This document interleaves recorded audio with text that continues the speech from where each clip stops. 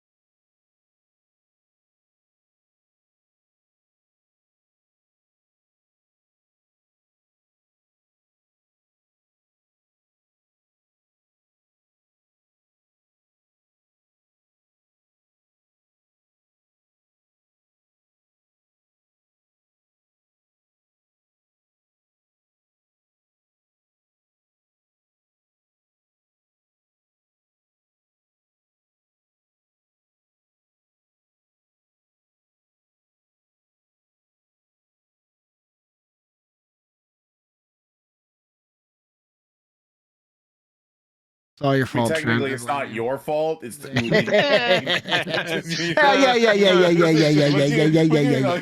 yeah. So anyway, hi there. How you guys doing? This is actually lovely because this is the most accurate tone setting we could have for tonight. My name is Longjaw TV, aka Zach, aka the DM of these lovely people below me. Say hi, lovely people below me. I'm alive. I mean that lovely people below me. positionally and spiritually, and as well as structurally and socially. Yeah, I'm just better than all of them. They know it. They respect me for knowing it. Games. You know, you already have a big ego. I can't wait until you graduate ALS. I'll remember this. No, it's cool. It's cool. He's not going to enjoy what he's not getting next Saturday. Then. Oh, that sounds. No, not getting because no, screw you. I guess you don't know what really kinks quick? withhold from me. I was on the phone with my mom today, and I got Saturday locked in. I Oh, was like, sweet. Mother's Day only on Sunday, Mom. Come on, can't do Mother's Day Eve. And she was like, you know what? You're right. You can't do Mother's Day Eve. And Sunday like, is for mom. Saturday is for daddy.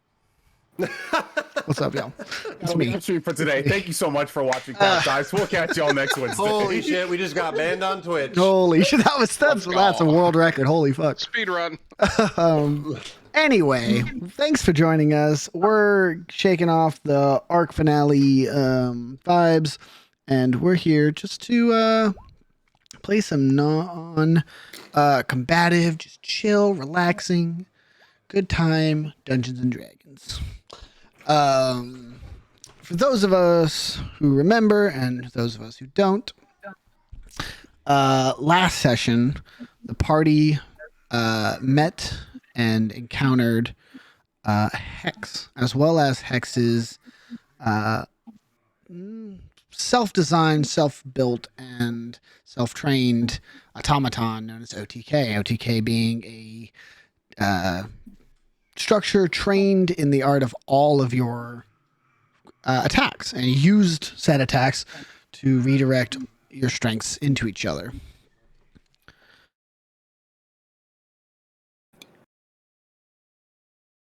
Uh-oh. Sorry. No.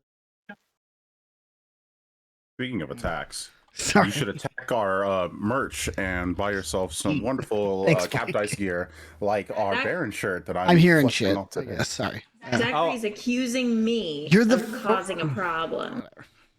Somebody else's headphones could be coming in their mic. It could be, but your is the go-to because it's been the historical. I'm pushed to talk, baby. I'm pushed to talk. All right. What's coming in? Feedback. I can hear myself, and so it sounds like mosquito static.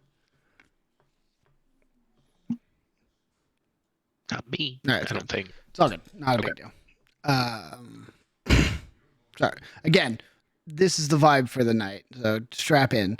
After combating with and defeating OTK, the party chased after both Deacon and Hex to find that Deacon had cornered Hex in one of the abandoned bathrooms. You caught the tail end of their conversation that included topics of betrayal and murder of whom was associated with Hex as well as Deacon. And as the conversation came to a point of who was Deacon going to assist, the the 7 strangers, or Marcus Bagwell for the final time, Deacon made his choice and slayed Marcus Bagwell, aka Hex. He gave the body to Bors, so Bors could return it to the church. But also gave each member of the party a apology gift in the form of either favors or promises to aid in later endeavors. Boris left the bathhouse, returning to the Church of Cain, where he finally was able to earn his chains and become a mandrill of the church.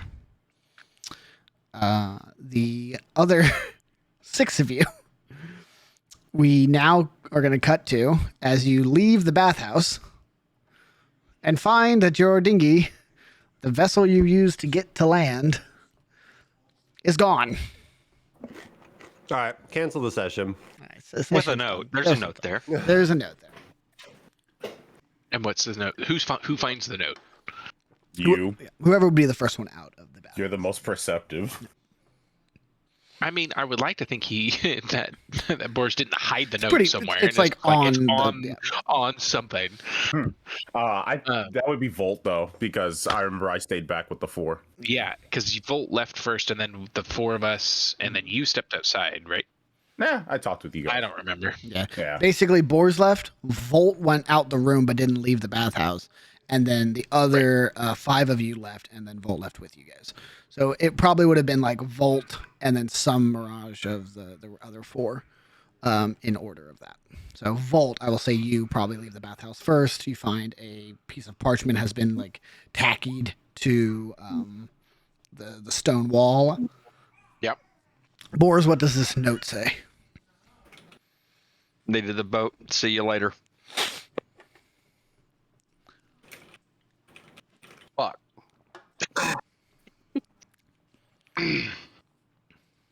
All Boris took right, the boat? well, Question mark. yep. The boat's gone. Which is going to be a bit of a pain in the ass to find another one. I'll start looking. Boris is going to start walking down the shoreline looking for either a taxi or an unattended dinghy or anything of that nature. Unattended dinghy. Go ahead and roll me just a raw luck check. Raw luck check. Let's go. 7. No such luck with a dinghy or an unaccompanied vessel. Do I find a taxi?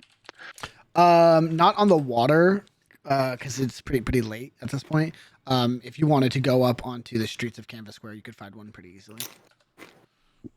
Water taxi or like a street taxi?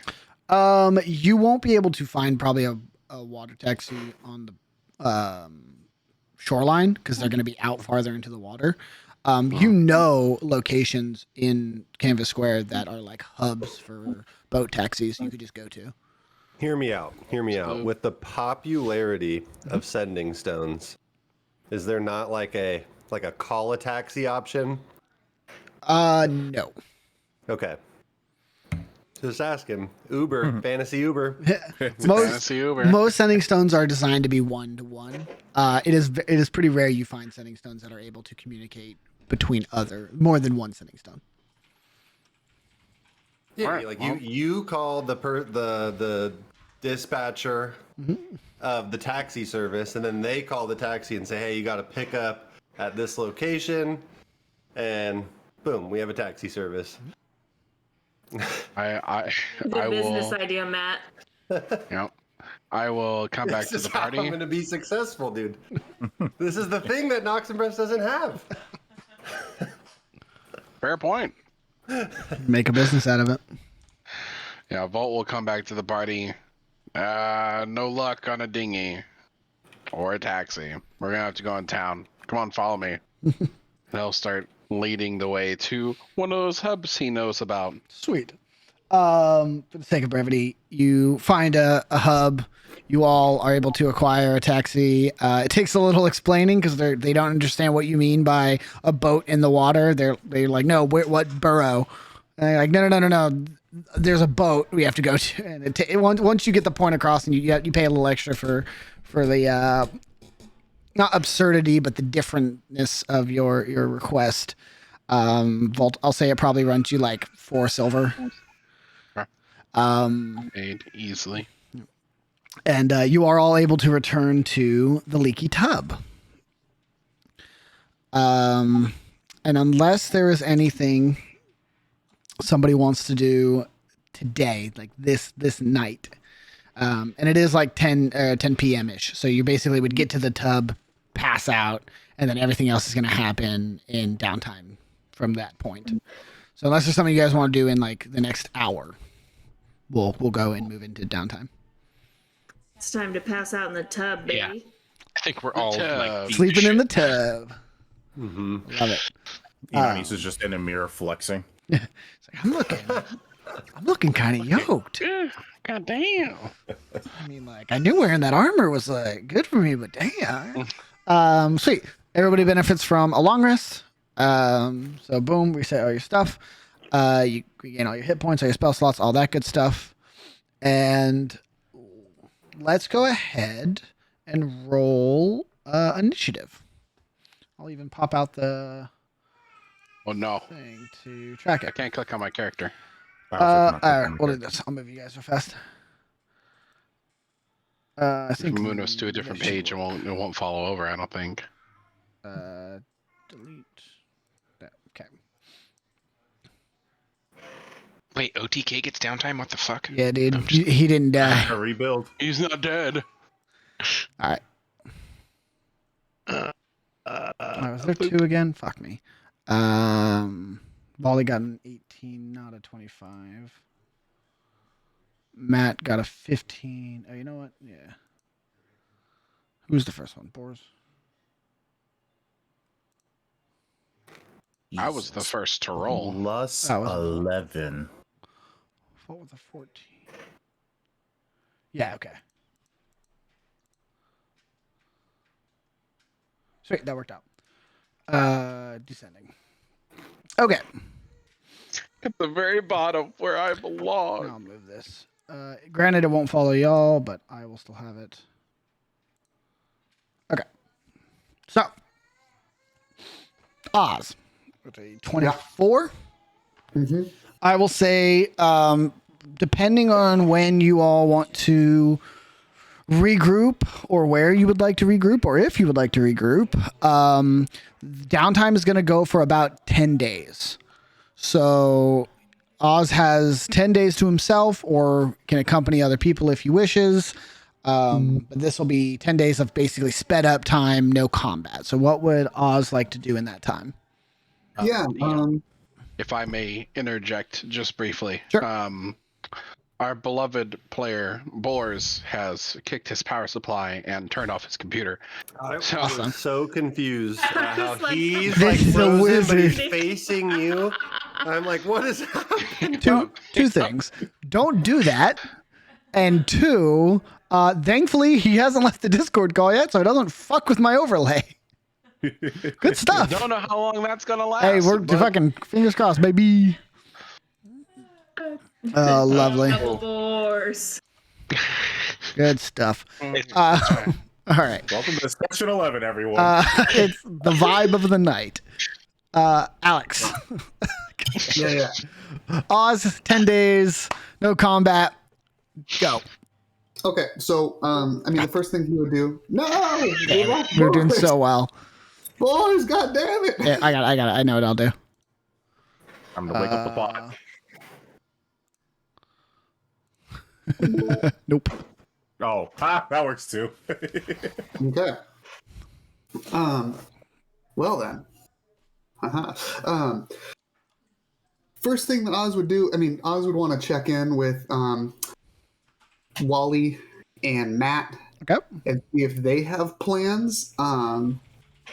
So, you know, and just kind of say like, hey, I need to deliver this medicine back to the east side. But if you guys want to come with me, I don't know if you want like what you guys want to do, what your plans are now.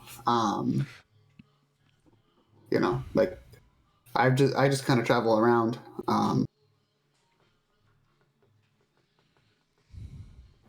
Yeah, I mean, I clearly we're fighting a lot of stuff, and I don't really like have a lot to do that. So I used to practice with a crossbow, so I was gonna go try and buy one and like maybe practice with it a little bit. But that's all my plans. So I guess as long as we could do that on the way, I'm open to ideas. Yeah. I mean, I could. You're quite the salesman. It would be helpful to have you along. My plan was just to check safe houses and see if I can find Balrom, and perhaps pick up some few odd jobs on the way. You know, like I think we saw some postings in the taverns for odd jobs. So, Well, got to make money somehow. Got to eat. if any of the House. safe houses are in the slums, we can head the same way. Before we split off. They definitely have safe houses in the slums. Okay. Well, I'm gonna get going in about an hour or two. I just need to stretch. But then I'm gonna. Well, actually, I'm gonna get going in an hour or two. Then I still have to wait for that ferry to come over. Or, well, I guess we're over. Are we where we are on the map with the boat? You are muted. It all depends on where Vault would park for the night. So, Vault, do you move the boat or do you just leave it there for the night of returning to it? I would probably leave it there for the night. Yeah, so that's be where up you'd early in the morning, cook breakfast for everybody. There you go. Nice big helping of orange juice. Nice. All right. And any orange juice for us? Yeah. Two Just a pitchers. One big pitcher for pitcher me, for you, the other yeah. pitcher for you guys to share. Yeah. Yeah. I'll just curious. How even did make a stack of pancakes because it's special. How do they grow oranges in Noximbres? They grow them in torch fields and ship them in. But wait, Torchfields has sun? What? Torches. The Torchfields has sun? No. Noximbres' walls kind of create a Thule fog effect. There is no suns in torch fields. It is mostly artificial magic. That does it. Okay. All right. Well, there you go. Well, anyway, so I'm gonna take off in a couple hours and wait for the ferry that'll take me back over to the slums. So if you guys want to join, that's where I'm headed. Ditch, I think you have some business and. Oh yeah, Ditch, yeah. I was just gonna keep quiet because I didn't know if he was trying to avoid the skeleton or anything. No. I was planning on going back to the slums for a little bit. There's some things that I was hoping to do out that way, probably for a couple of days, but then I'll probably come back because there's a couple of places I want to go to. This is a question for Zach because I don't know where they would be, but I mean, you saw I think you saw my message. I read everybody's. One of the churches I was going to do. Yep. I don't know where those would be, so I don't know if there's some in the slums. They're all added on the map as the major hubs. You would be able to find probably smaller, like deployed churches, basically, pretty much all over. Got it. So it depends if you want to go to home base or if you just want to find like a missionary outpost. Gotcha.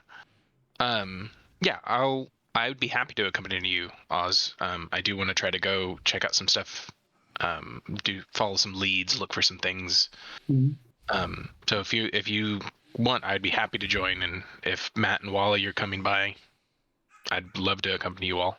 Okay. Well, actually, in that case, Volts and Inanis, I don't know what your plans are. I mean, like, are we all just heading to the slums? If it's 7 out of 7, might as well. Unfortunately, now that the business is concluded, there is a big matter of clearing my name. As much as I would like to spend more time out and about with y'all and just seeing things, I'd like to not be a wanted man first before I do that. So don't take this as a no. Take it as a, when I'm done, we'll see each other later. Okay. Do you know if you're going to need us to testify, or do you need us to help you with any of that? For the sake of your protection, I'd say let me take care of it. I have connections, I have friends, and I have plenty of people who owe me a favor or two. And, well, I'm gonna do what I can without getting as many people in trouble as possible. Bolt will come up behind Inanis and give him a big pat on the back. Yeah, besides, he has me. What other witness does he need? Go. You just see Inanis' face just crunching. He's just like, Just wanted to be buddy. canon. Volt is 1,000% the forearm mouth wiper. Just the, He's got a big mouth. He does. Takes exceedingly large amount of surface area to wipe it. Well, it all scientifically it tracks. It makes sense. Okay. All right. That's the case. Oz, you're headed to East Haven.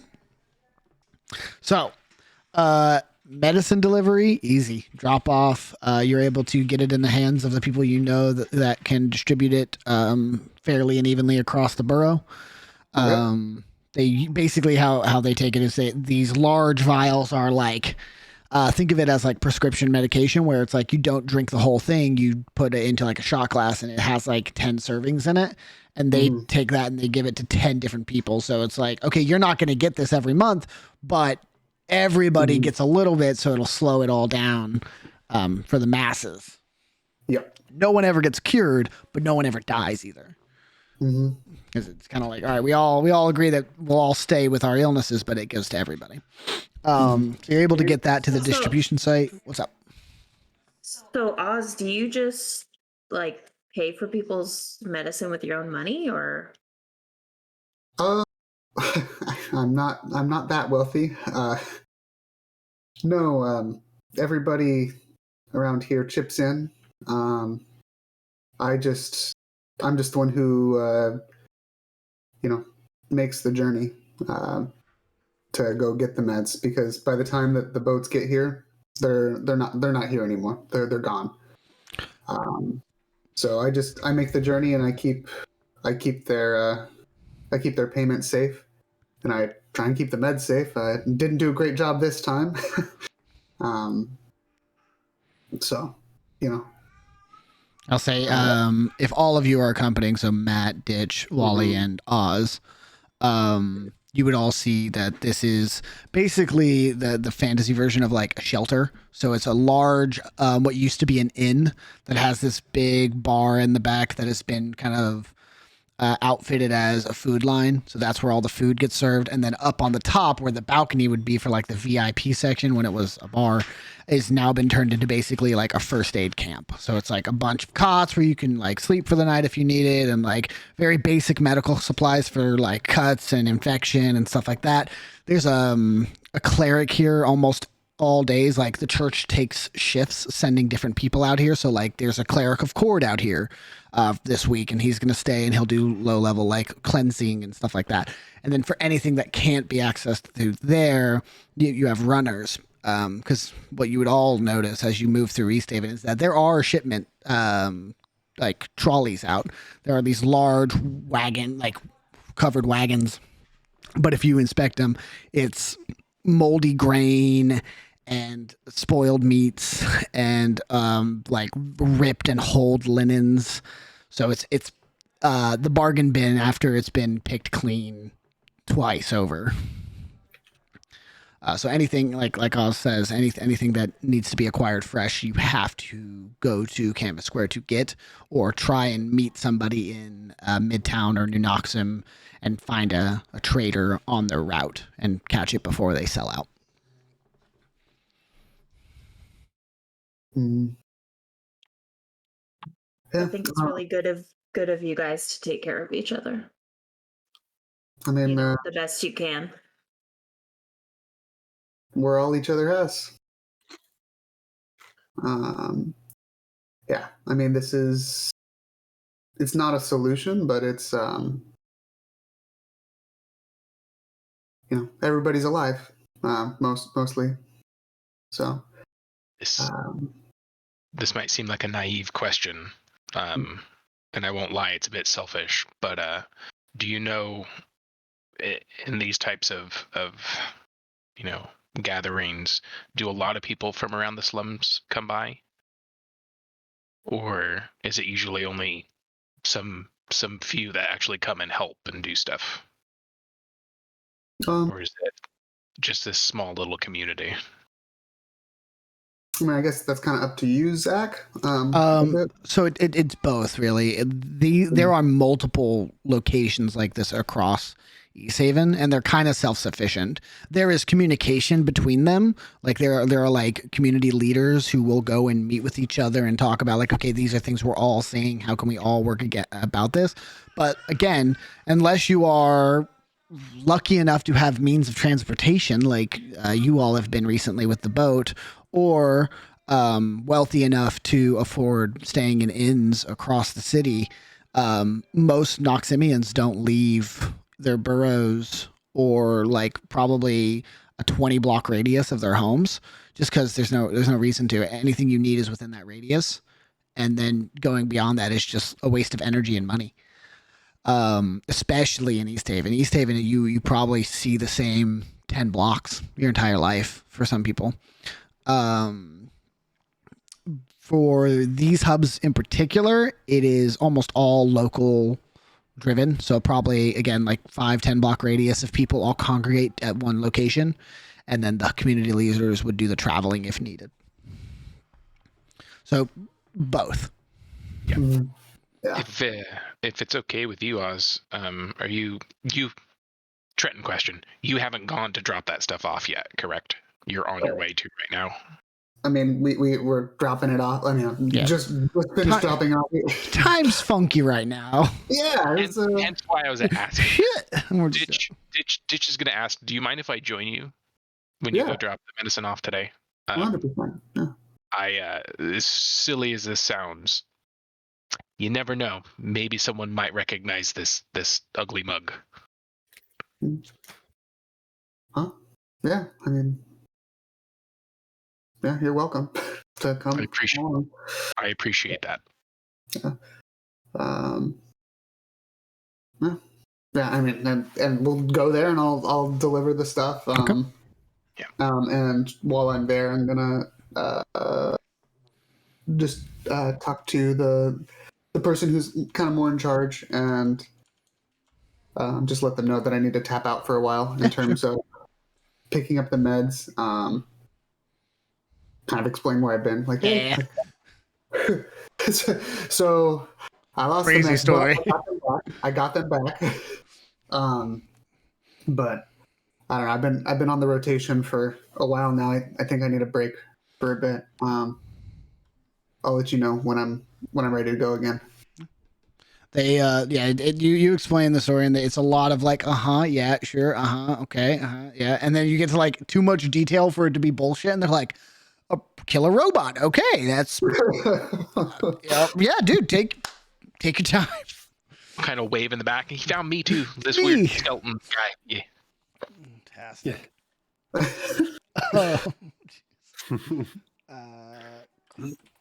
Trust me, he doesn't need the medicine. I already asked. Are you sure? He looks really sick. I get it all the time. It's fine. It's a 2-month long story. Oh, there he is. Back from the dead, and not me. Sweet. So Oz, you do your check-in and kind of set up your replacement, basically. Matt, you had mentioned. Oh, actually, hold on. Oz, medicine is delivered. You've done your check-in with the. I should come up with a name for the hub of these communities. I will do that later. So it's not rushed and it's an actual good name. You do your meetup with your organization and you kind of set up your replacement and all that. Is there anything else you would like to? Safe havens. That's actually really good. That's really good. Lock it in. Let's lock that in, baby. Lock it in. Boroughs, East Haven. Safe. That's actually so good. Havens. Cool. Oz, is there anything else you would like to do over the course of these days? If you want to wait for the other members of your little 4-man group to do stuff and kind of tag on, we can do that. Or if there's anything specifically on your mind, we can jump to that as well.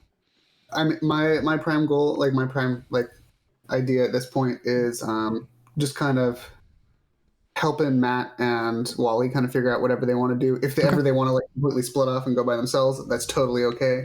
But I just, you know, they're kids wandering around the biggest city ever. I want to make sure that they're doing okay. Yeah, for sure. Then let's jump. Ditch. That works out well. We'll jump to another member of the group. Ditch, you are able to accompany Oz to East Haven. You meet up with the Safe Havens and get that medicine delivered.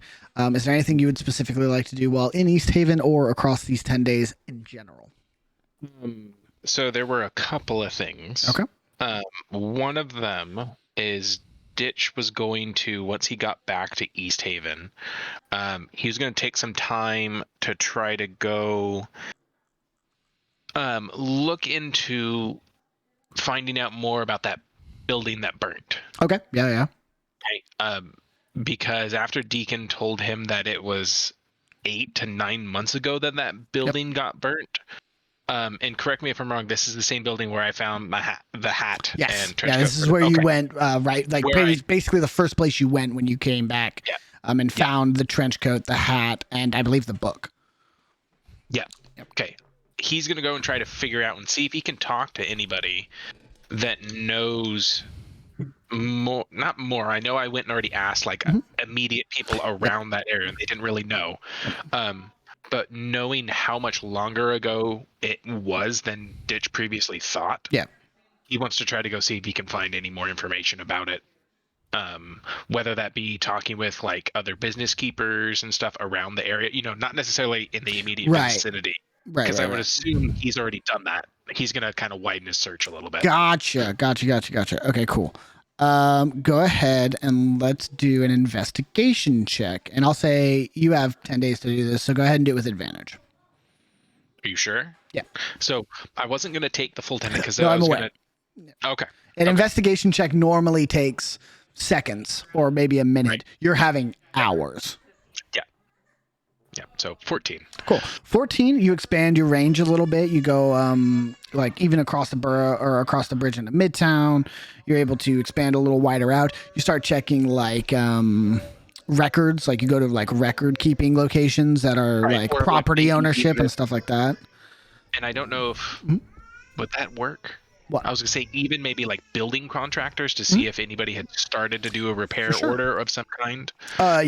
Even if you just go back, if you go to this location again while in like your search of people, you see that the building has been not like fixed, but like the debris has been ripped away, carted off. It's been cleaned up.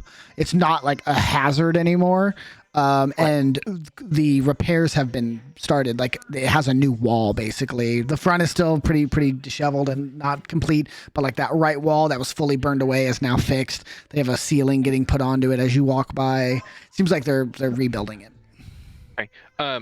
Do I see anybody working on it, or is it just kind of like, okay, it's been done for the day, no one's really working on it, it's just started to like whoever owned the property is now like taking initiative to start. Gotcha. You see people working on it for sure. There are like a group of contractors who are building up on this sidewall on it. Okay, can I go up to one of them if they're like not like, oh, we're gonna like beat the shit out of you? No. They like, hey, yeah, you walk up and there's like a couple of dudes who are like putting bricks down and like laying bricks, and they're trying to like rebuild this wall. And they've like put the brick up, and now they're kind of putting this plaster over it to make it look a little more like clean. And they're just I'll go up. working away. Yeah. Hey, gents, do you mind if I ask you something about the renovations that are going on? Hey, I'm sorry, man. We got a lot of work to do, and we're getting paid by the hour here, so it'll take like a minute. That's all I'm asking. And I'll like flash a silver. You see, he looks at him and goes, "Hey, I'll catch up with you guys here in a second." And one of the guys kind of like walks away and comes over to you and goes, "Yeah, what's on your mind, stranger?" Just had a question. So I know this building got burnt down. I think it was about 8 to 9 months ago. Is that right? So from what I was told, and this is all hearsay and debrief, caught the building up, burned it down. I think more than 6 months ago is what I heard, but I don't know exact dates. Do you happen to know who was in the building beforehand? No, I'm a West Midtowner. I've farthest I've been out in years. No worries. Totally understand. You got to take the work when you can get it, right? Exactly. Do you happen to know who's renovating it now? Like, has the building been sold? That's it's a little weird if I start talking about my clients to some guy I just met on the street. You know, I totally understand. That's a bad rep for the company. You know. Oh, I don't. I would hate to just tarnish the name of your company. Hard to even do that when I don't know who you work for. Oh, well, my name's Johnson. That's Johnson, and that's Johnson. We're Johnson and Johnson.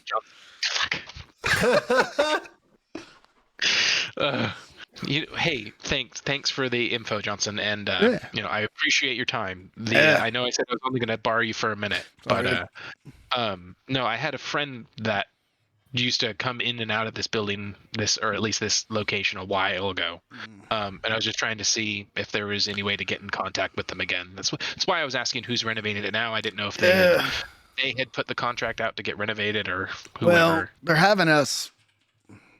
He looks around, kind of checks us. Give me a persuasion check.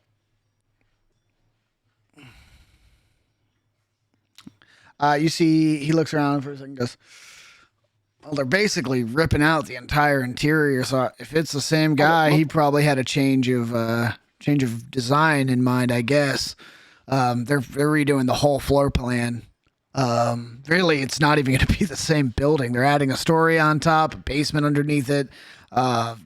Massive architectural shifts from what was there before. You say your buddy lived here? Yeah.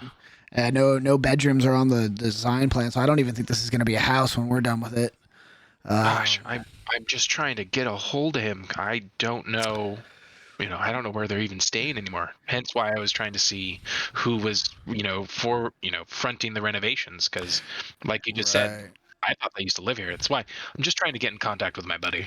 Yeah, fortunately, we didn't even get to see the lease. We don't even know whose name was on it prior. They just showed us proof of purchase of the property, and now we know they own this section of land. Oh, so that whoever now is owning this land, they showed you. Yeah, they bought it. Oh, God, I think it was about 6 months ago. That's why I know the fire was at least that long ago.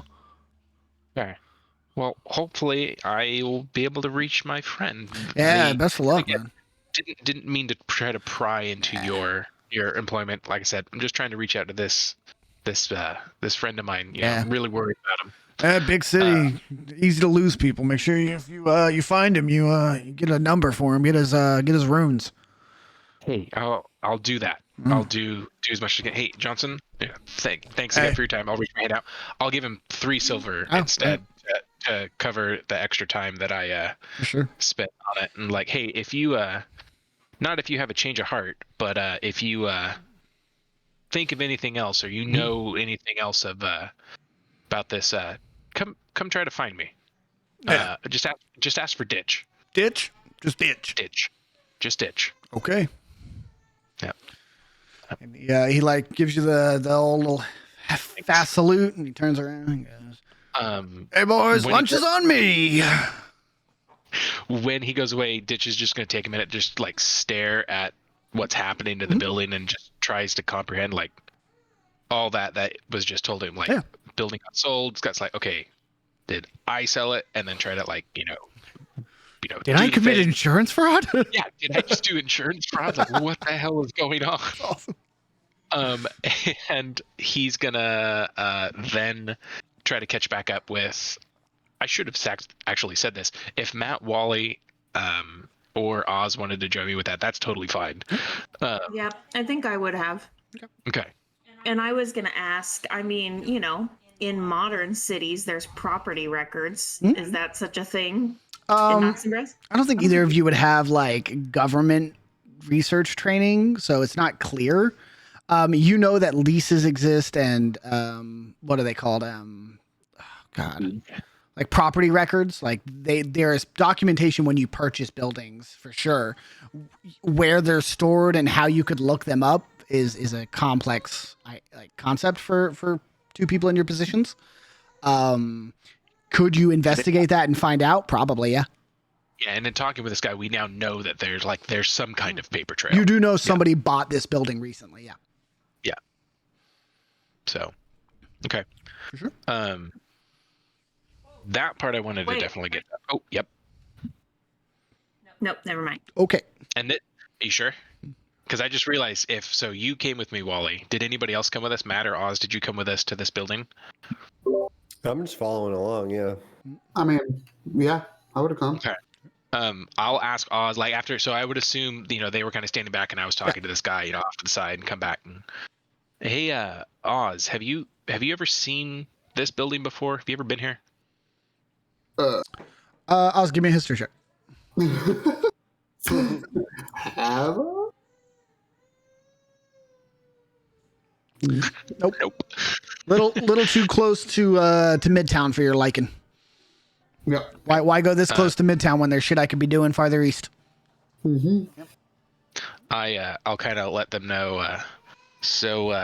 When I came back, and not when I came back here, when I came back. I'm picking up what you're putting down. This was the first address that I had. This was on the book I found. Oh. And I think this was my place. Oh. And I have no idea why it's been burned down. And now apparently sold. So it was written down in your book? yeah. So was it written down as who writes their address down in a book? Please return to. Yeah, it's an if found, deliver to kind of thing. Okay. Yeah. Okay. So in the book, it also had business card type things in it that had the name Miller and then this address on it.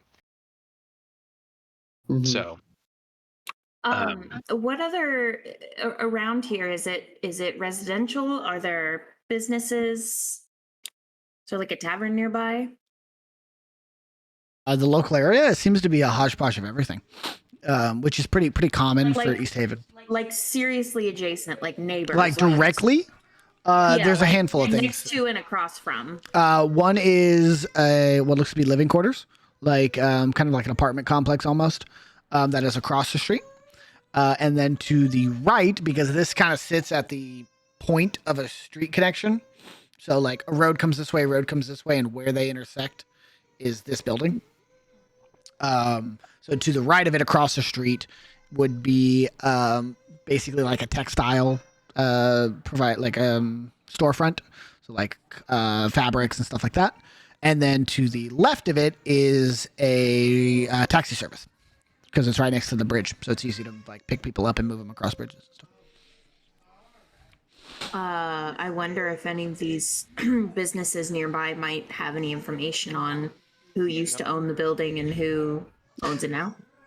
I wouldn't. Neighborhood gossip and all that. Yeah, I don't know if I was. You would have in the first couple of months, these would have been your go-tos.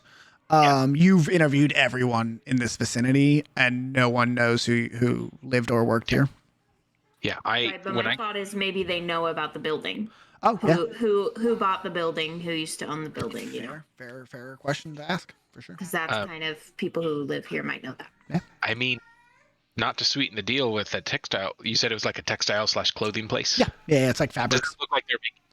Is it like a supplier, or do they actually have clothes? It looks like mostly supplier, and they have very few already made things. Kind of like we made it to test this new batch out, and we'll go ahead and sell it as well. Gotcha.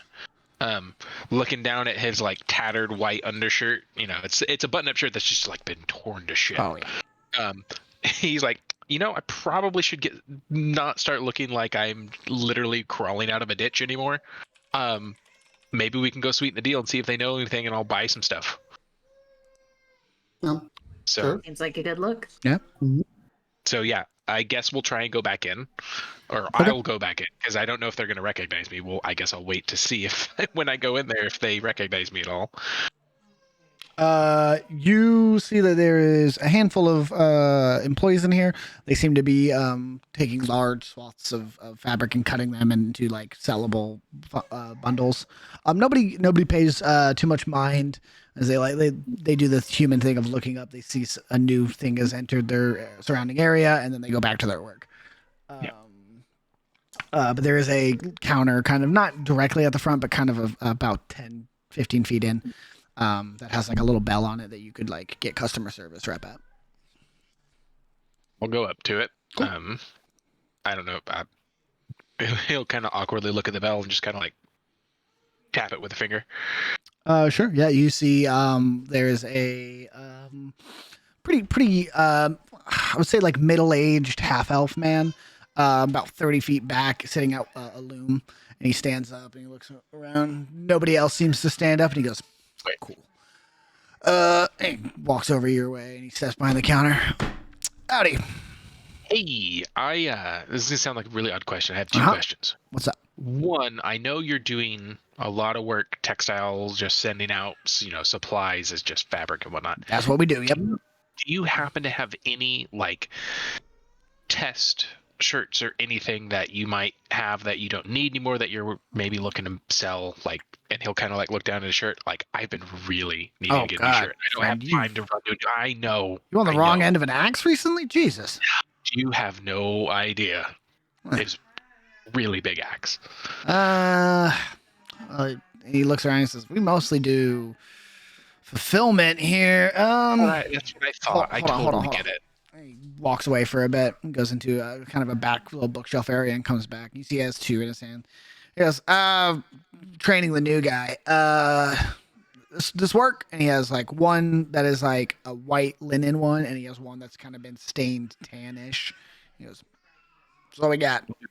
I'll do the tan one if you don't mind. How much do you want, bud? He like turns it, and you see that one side is just a tiny bit longer than the other, and he goes, "It's a defect. So honestly, you'd kind of be doing me a favor. Call it 5 copper." Dude, here, it's a favor, but I take care of those that I know in my area well, and I'll hand him 2 silver. He takes it. Hey, you're gonna make friends quickly, tipping like that. You new in town? Sort of. I've been around for a while. Recently come back. I've been trying to find a friend of mine that owned, or at least pretty sure he still owned, that building that's getting renovated over off the corner. The one that got burnt. Oh yeah. The char crisp. Yeah. The char crisp. God, yeah, it looked It like was rough. it got toasted. Yeah. Do you know what happened? No, not really. I know it was like, God, that must have been 6 to 8 months ago. Yeah, like six moons. Yeah, something like that.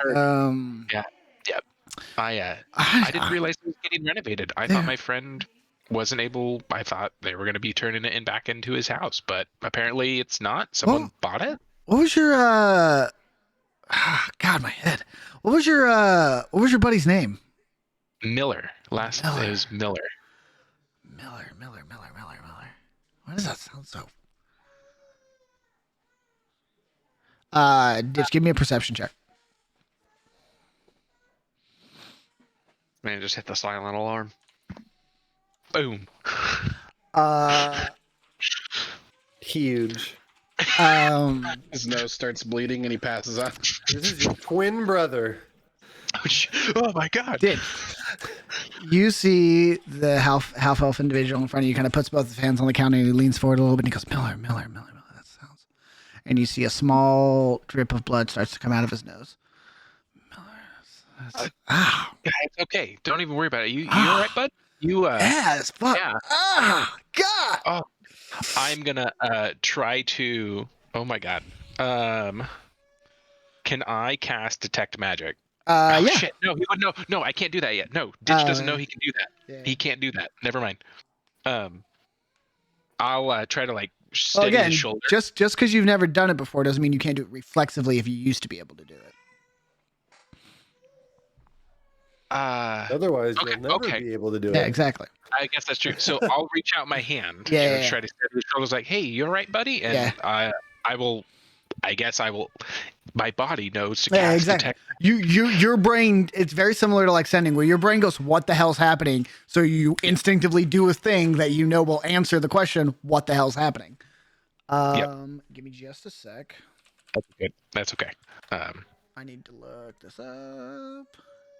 Okay. Got it. You see an aura coming off of this half elf. And it is I'd have to look up their associations real fast. The color association of enchantment magic. Okay. And you see he like pushes hey bud, just he puts the money back on the counter. He slides across. Hey, I'm gonna need you to just go. Yeah. Okay. Hey, sorry for taking your Oh time. no, You it's fine. sure I Just can leave? go. I will leave, and I'll like slide the money over to whoever's next to me and Yeah. ask them like, hey, can you make sure this stays for them? And I'll walk out. Okay. You see he like once you are out the door, he like kind of stands up and he goes, "What the fuck? Get the fuck out of here!" And he looks up at the other three of you. Yeah, I'm just I'm gonna kind of leave, and as I'm leaving, I'm gonna be like, if the nosebleeds continue, don't forget there's the safe haven just a little ways down the road. Shameless plug. They have a real good merch shop. You just have to scroll down a little bit. Woo! So as you all come out, Ditch is like doing this. He's not like rocking, but he's doing this. Yeah. He's just walking back and forth, just like pacing, like the fuck. And as he sees you come out, he'll kind of walk over to you guys and just kind of like, that's not good. Are you okay? I'm fine, but I think it's going to be a lot harder than I expected to find out stuff about myself. I don't know what happened when I tried to touch that guy, but I saw this weird aura around him. I would assume, looking over at Wally, I'd ask, seeing that means I was able to detect something. It looks like he may have been forced to forget whoever that was. That I didn't encounter before when I came back and talked to folks. I mean, that sounds like a detect magic. Mm-hmm. What color did you see? Insert whatever color represents enchantment magic. Insert. We'll add it in post. It's fine. I'll dub over that later. Yeah. Who's we? You. I mean, that sounds like enchantment to me, so you're probably right on the money. I personally don't know any forgetting spells, but that doesn't mean they don't exist. Right. I'm starting to think someone specifically is trying to cover whoever I was up. If I remember correctly, I think the nosebleed started before you even said the name. Did they? I think I'm pretty sure they recognized you, and then they looked at me. That's what it was. So, I mean, right before we entered, I was going to ask if you had considered that maybe you were searching for this Miller person, but it does seem to me like maybe you might be this Miller person, unless they were a partner or. I don't know. Oh my goodness! I'm trying to find. Can I see your hand really quick? I'm going to look at your hand, and I want to look at his hand and see if he was married. Oh, okay. Oh, you want to check like for a ring shading? Yeah. Give me a investigation check with disadvantage. Wait. Oh, why? Hang on. Are you doing disadvantage because I'm holding my hands back? No, I'm doing disadvantage because if there were anything on your hand, it was at least 8 months ago, apparently. Okay, wait. No, you said it. Fuck. God damn it, Zach. Because wait, wouldn't I have had it 2 months ago? I thought that's when I came back was 2 months. That's when you woke up. Fuck. God, son of. 16. Oz, you inspect Ditch's hands, and they are all consistently pale blue. No discolorations on any ring fingers. I don't know how much thought you put into any of it, but sorry, obviously this is your Don't path. even worry. It's all right. Have you considered, like maybe Miller is somebody you're related to, somebody you were, who was your partner romantically or as a business partner? I don't know yet. I will say, and this Could is be just your because dog. I don't know. we're jumping back multiple sessions. Session 2, I believe. Ditch, the photo of the canal was addressed to Mr. Miller. Okay. So, well, right. No, okay. Yes. Sorry. I'm pretty sure that it's me because when we were playing the game with Hex, the photo I got, and Alex, correct me if I'm wrong, did I ever show Oz this photo? I know I showed Wally because we talked about it. I remember people were not passing those photos back. That's what I remember. Right. Several photos did not make the rounds. I will One down. Oh no! Don't Did I give? Pass it around. Did I give Deacon the photos? You did. To return to the libraries. Yeah. There was a photo that have to take my word for it. Oh no, I was checking my notes and I can't remember if I put it in there, so I'll have to put that No, in there. I was saying that's what you have to tell us. Oh yeah. He'll I had a photo, but I think I gave it to Deacon, of where I woke up out in the torch fields, and it was addressed to Mr. Miller. It was addressed to whoever owned that book. And the only reason I could think that I am that person is because that place where I woke up was specifically addressed to this person. So, I just had a thought. Did we ever figure out who the bandits were that attacked my shop? Who they were a part, group they were part of? They weren't the Abbots. I will tell you, it was a one-liner last session between Deacon and Hex. So it wasn't for everybody to catch. Deacon had said something about Marcus Bagwell turning members of his organization to his cause. So he basically took some very impressionable gray lights and talked them into being his soldiers. Well, Ditch, didn't one of them say something to you that indicates they knew who you were? Yep. He said he's back on the case again. That could be a lead to follow. Yep. We could figure out who those people were. Maybe we can talk to Deacon. That's a good idea. I didn't even consider that. They didn't seem to get a nosebleed. I mean, I guess we... Yeah. Yeah. Of all two people that theoretically have recognized me. Mm-hmm. Yeah. Oh my goodness. Wait. I'm gonna try really hard to think if I knew a person named Miller and see if I get a nosebleed.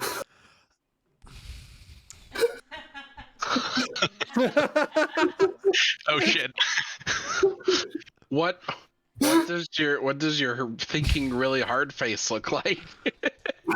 Okay, Miller. Okay, so I know Miller. Did I know Miller? Did I know Miller? Oz, give me a history roll with disadvantage. Be one. Mm-hmm. Okay. Oh, yeah, there you go. No idea. I can't believe I called that. Okay, yeah, no, I just wanted to make sure. I'm so glad you did get a nosebleed. So that's one lead we could follow is the bandits. The other lead that I was thinking is that we need to find the closest place to find a drink. Because undoubtedly, if this is where you lived, you went somewhere to get a drink. And so actually, go ahead. That also makes me realize if the followers of Bagwell said you were back on the case, and the photo came from Deacon's library, we could always try and find pay Deacon another visit and see if we can find out more. Yeah. And we could pay Deacon. I'm gonna kind of lean in, like look around. Maybe not tell Deacon about our visit. Maybe when he's gone. You mean not tell him that we're visiting his place? Yeah, that one. Do we know where that is? How do we even do that? Like, well, I'm not entirely sure, but these are thoughts that are forming. Oz has step 8 in mind. He doesn't know about 1 through 7. You just have to shoot shots. You shoot your shot, and then you see if the trajectory lines up. He's a destination man. He's not too worried about the directions. Okay, well, I think, sorry, I feel like I'm hogging all the time. Very good. Let me.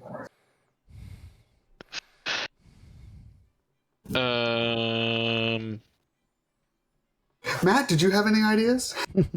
Yes, please don't let me. Ditch is gonna just be like, you figure out where we're going to get that tavern drink if you all want to do that. I'm gonna sit here and think for a bit, and he's just gonna like start flipping through his notebook and trying to like scribble notes and stuff. Tavern root beer for you two.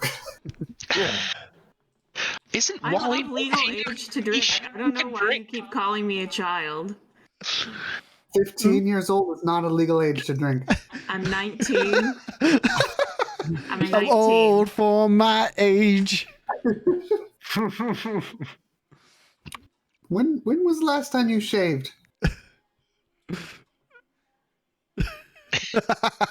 That's what I thought. Yeah, you're 15. My house burned down, so I haven't had access to a razor, you know. I know, and I'm saying that beard is very happy. When was the last time you shaved, Scraggly? Ooh. Oh, I think it makes me look distinguished. All right. Ditch. Go ahead. No, after you, boss. After DM first. I'll say the investigation continues, and we can do more investigation rolls or stuff like that to people you're talking to. The local area has been pretty combed through.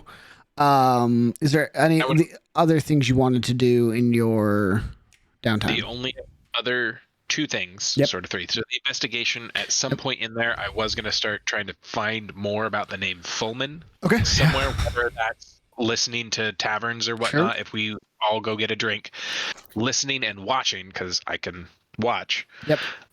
You know that part. I haven't told that to anybody yet, but I can watch to see if I hear or see the name Fullman thrown around at all. Okay. Yeah. And then the other two things was, one, he was going to go try to get some new daggers at some point or some new equipment. Okay. At some point that can be thrown in whenever. The only other thing, and as we're drinking our ales and root beer, I guess, for Matt, I don't know. And I'll like slowly try to like, as Oz is not watching, like get him an ale. Like, you deserve this. I drank last time. I know. It's why. I don't know why he's being such a stick in the mud. Grandpa Oz over there. Grandpa Oz. Uncle Ditch. The cool uncle. I'm gonna. I don't know if any of you go to any of the big churches or any of the churches around the area, but I was gonna go try to find a church of the Raven Queen to try to see if they've ever encountered a scenario of mine before. Someone that is alive but not alive, like stuck in limbo. Because I need more answers. So if any of you want to join me with that, you're more than welcome to. But I'm also welcome to just if you need to not be seen with someone that pretty sure everybody thinks looks like they're a walking corpse, I would understand. How would you feel if we went in and asked them about it, and we relayed that information back to you? We did just fight a giant robot controlled by a serial killer. Pretty sure you guys are on my top 4 of people I trust. Okay. The only reason that I say that is because, as helpful as Boris was in that mission, so helpful, very helpful. I mean, honestly, stand-up citizen in many Team aspects. player, Yeah. I might say. He didn't steal the damn boat at the end, though. That fuck. Jesus. I mean, yes, it was. Everybody has their quirks, as it were, but I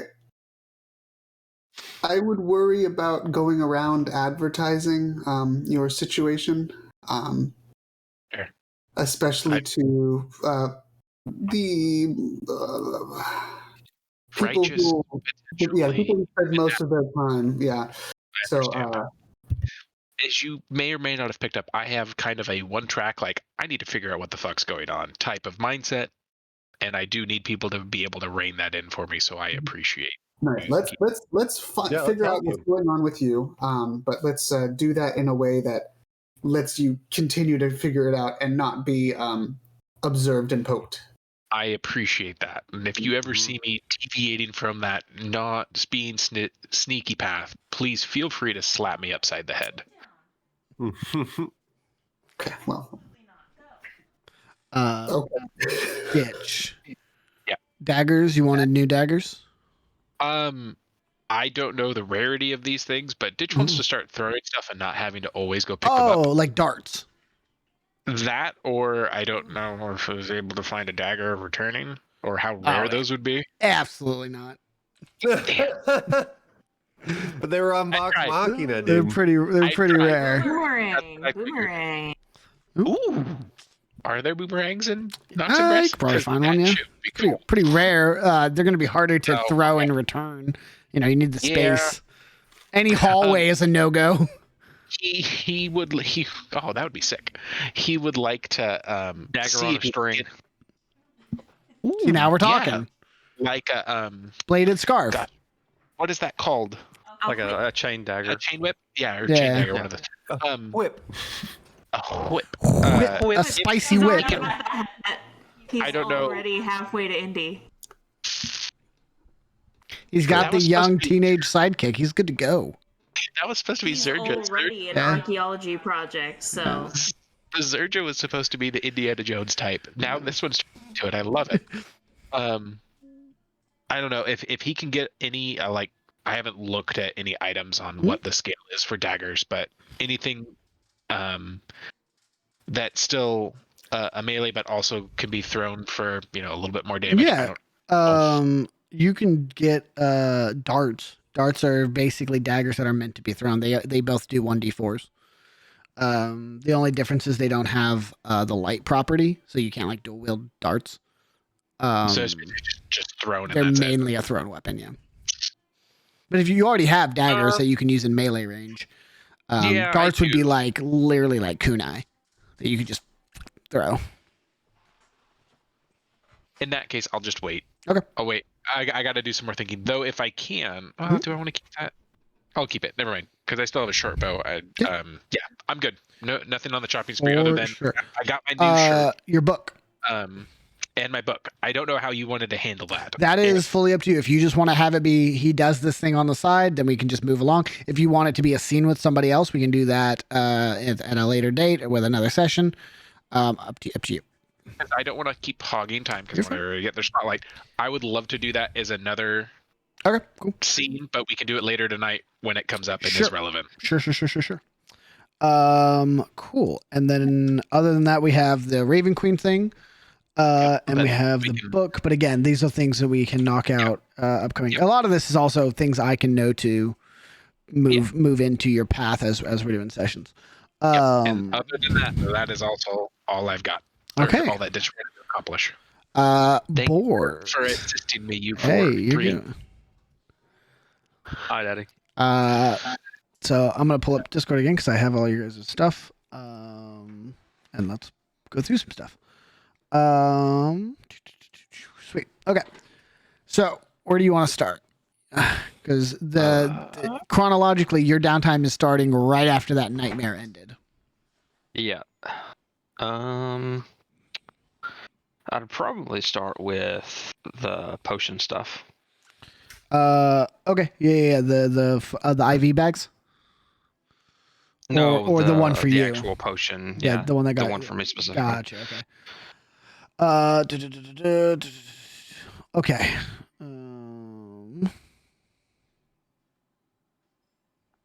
Sweet. So where are you going for the information? Are you going to like church archives, or are you going to try and find like local apothecaries and stuff to like do research with? The church's archives. Okay, cool. Give me a history check then. Okay.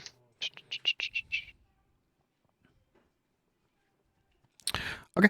I will say with a 15, you are able to find documentation and talks of a concoction known as Hex Brew, which is what you heard Hex refer to it as. The downside is it's pretty much everything that's listed here is what you heard Hex say.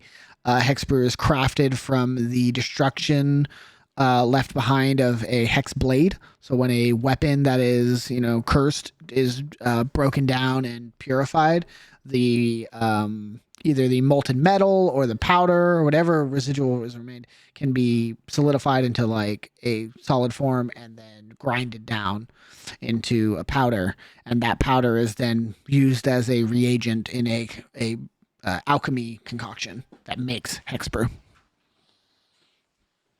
So no new info, really. Not really. No, the studies of hex brew are one incredibly, not. I don't want to say forbidden because it wouldn't even be like they wouldn't even think to forbid it because it is just unholy. The consumption or the contact of hex brew is basically risking one's purity. Okay.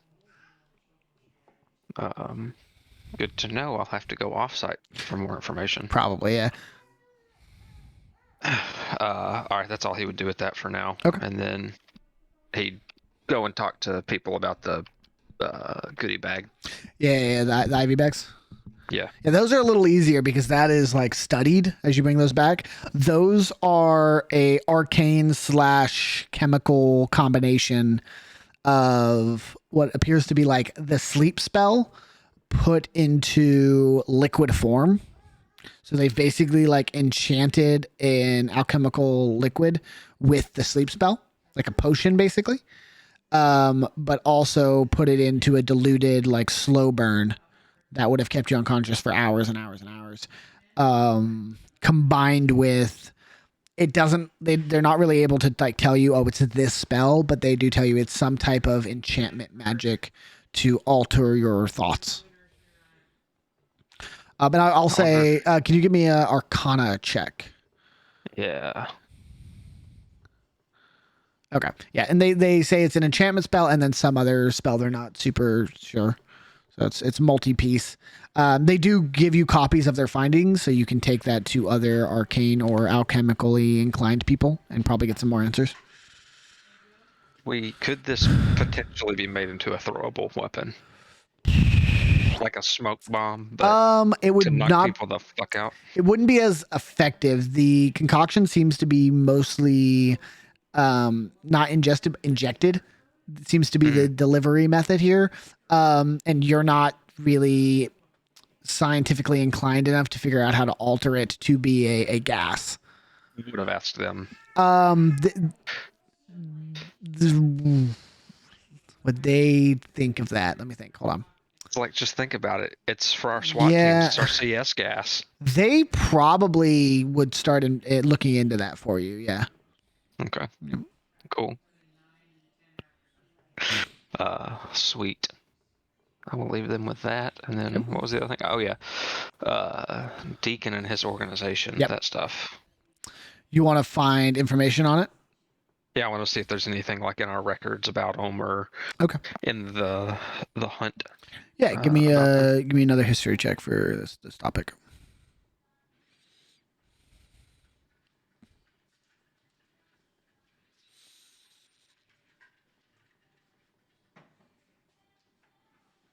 Listen, man, I have shit rolls for everything else, so I got to get one every once in a while. This is why I'm not allowed to have slow burns, because you guys hit your 20s and I'm obligated as the DM to reward those nat 20s.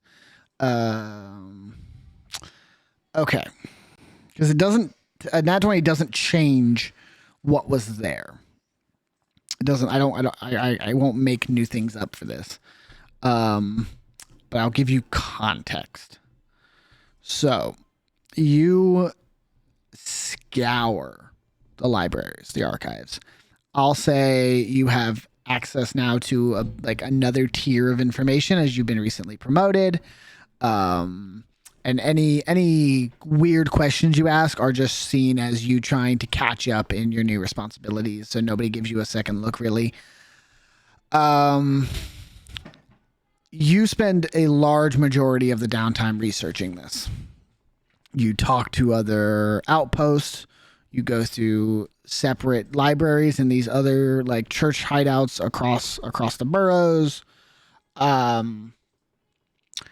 And you find literally zero mentions of gray light, of the gray light or of gray lights. And while your primary function as an organization is not information gathering, you are still very good at it across the board.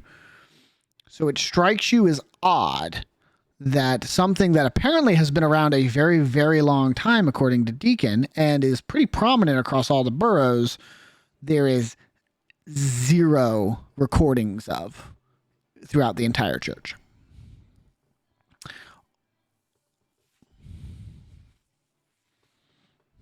Okay. That's suspicious. It is. All right. Anything else, Boris?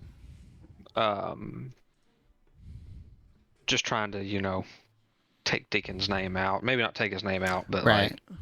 make sure they don't try to kill him. Gotcha. Because I did tell him I would do that. Fair enough. It's the least I can do for him saving the kid. That is the deal, yeah. All right. Anything else besides Deacon, then?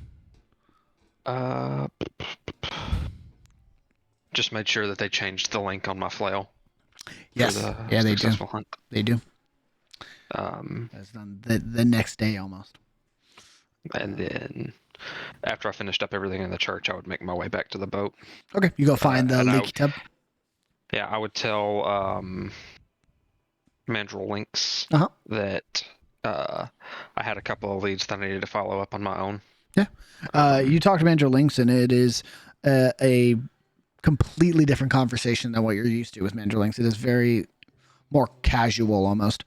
And he basically tells you in not so many words, like, hey, you're not an errand boy anymore. Go hunt. Yeah. And then I'll pack up my new robes, my armor, and head on out. Fuck yeah, dude. Cool. If you have nothing else, Wally, what would you like to do in your 10 days of downtime? Well, first of all, follow Ditch around. Second of all, so Deacon said that I should be able to find safe houses or whatever using the card from the gray lights. Gray lights. Mm-hmm. I don't know why I wanted to say the gray light keepers. That's incorrect. Okay, so in East Haven where we are, I think I would like to try and use the card to find something, someone, somewhere, and see if I can look for Balron. Sure. Yeah, so basically you remember how Deacon did it. You put the card in your palm and you kind of hold it out flat and you think about a location and you see the card lifts about 2 inches off your hand and spins, and eventually one of the tips glows silver and points a direction. And as you move your palm or your body, the card moves with you and keeps the point going in the same direction, and works very much like a compass. I assume you head to this outpost? Yeah. Okay, cool. Can you roll me a D100, please?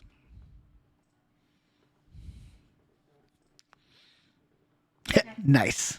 Nice. Nice. We're children here. Cool. So this is a mature stream. Yeah, that's true. We're still children.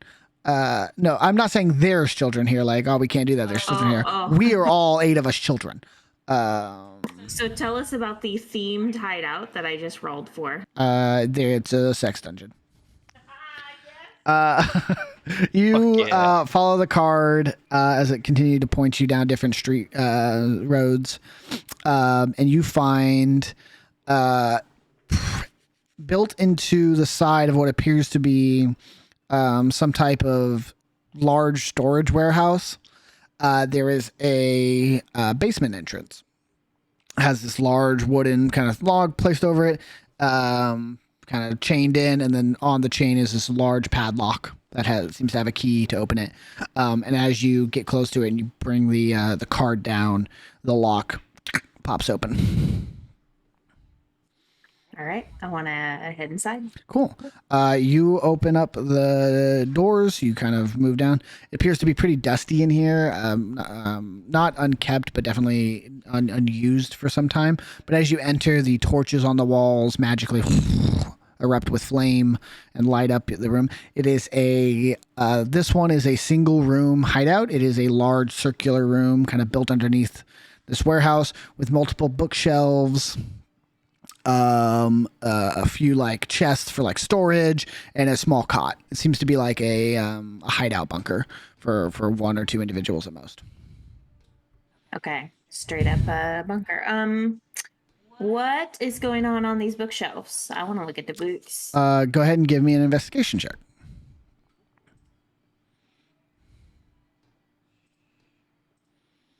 Nice. I will say you find a variety of things. You find history books, so like records of the city and things that have like happened in history that have been recorded here by previous Greylights. You also find kind of logs, so like I used this bunker on this date for this reason. This is my name. Blah blah blah blah blah. And you find a few arcane tomes. So it seems to be like study material or recordings of different arcane influential users, as well as some like supplies. So if you were a component user, if you used like the actual components listed, there's like supplies here that you could restock with. Okay, so 2 questions then. Three questions. One, the history stuff, is it like way back or is it recent? It's variety. It seems to be I'll say with an 20 investigation, I'll say you find stuff probably about as far back as 100 or so years, maybe 150 years. None of it seems to be like in depth and important enough to be left in this kind of bunker unattended. It's just more like, hey, you're a new Greylight. You've been stationed here as your duty. Do some research, learn about the place you're meant to be protecting, kind of stuff. Okay. Second question, what's new in the logs? Do I see any record of Balram? Any names I recognize? You go through the logs. You do not see any names you recognize on these logs. You do notice that this bunker has not been used in several months. Doesn't seem anyone's had the need to come out here and utilize it. Okay. Third question, are any of the arcane stuff spells? Yes, there is. I'll say with a 20 investigation, this is stuff that I don't find practical to prep in advance, because it's not as fun for me to be like, you get this spell. Oh, I was never going to use that spell. Oh, too bad. You can pick any first level spell you'd like, and add it to your spell book. No level required, with blessing. So let me know what spell you're picking, and I have veto authority. DM approval. Exactly. But if you would like to pick any first level spell, you can do so. Sweet. It doesn't have to be on the wizard list?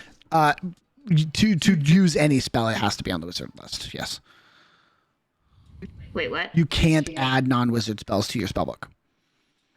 Oh, unless I take a feat. Correct. Right. Okay. Got it.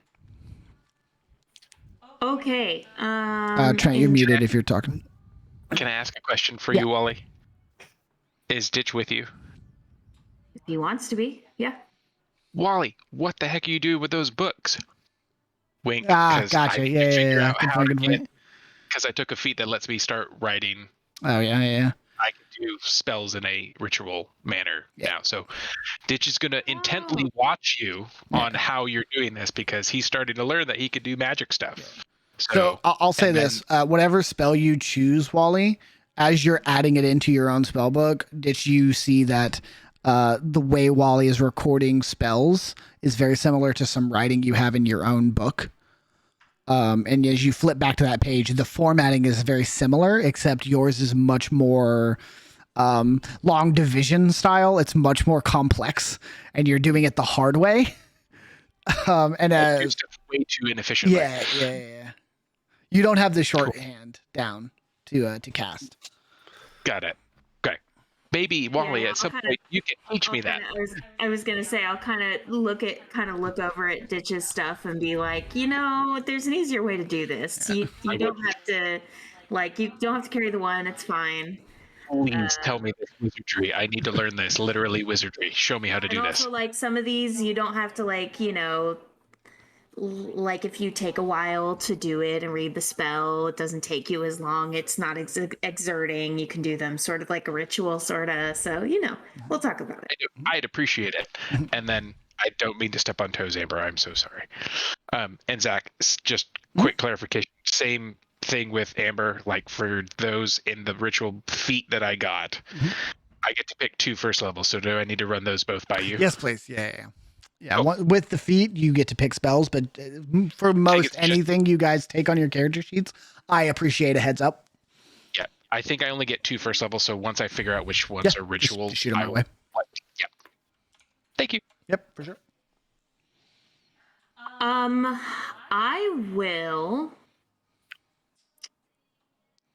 I'll sign the book, the log, but only with my first name. Okay. Yeah. Full first name or just Wally? Just Wally. Cool. Yeah, just Wally. Sounds good. And I guess that's it for here for our little bunker. The other thing I wanted to do was, like I said, try and find a tavern sort of nearby. Not only to listen and see if we can hear things about Ditch and whatever, but also to look at the postings that are on the board, see anything of interest and or jobs that might be easy to do. Oh, for sure. We'll do that next time because I don't have any side quests set up and I don't want to make them up on the spot. Cool. And Wally, is that it? Besides the stuff we'll do next session?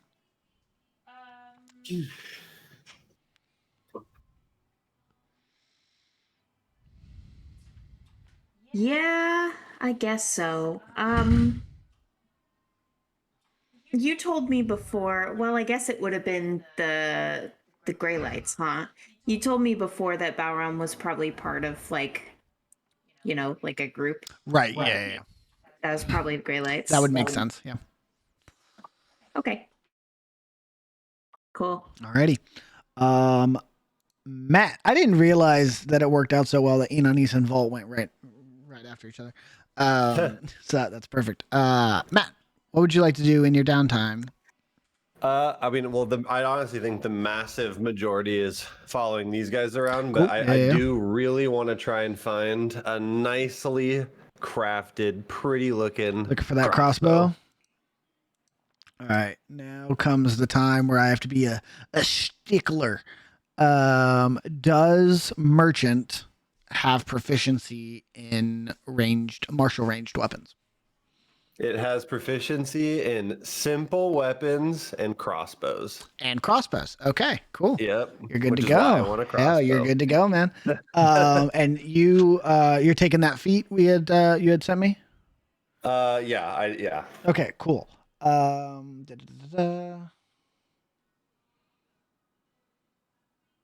right, cool. So do you want to buy 2? Oh, for the bop? Yeah. I was actually curious how that works. So basically what it means is you can do 2-weapon fighting, but with hand crossbows. Got it. Okay. And to be fair, it doesn't necessarily have to be 2 hand crossbows. It specifies a one-handed weapon.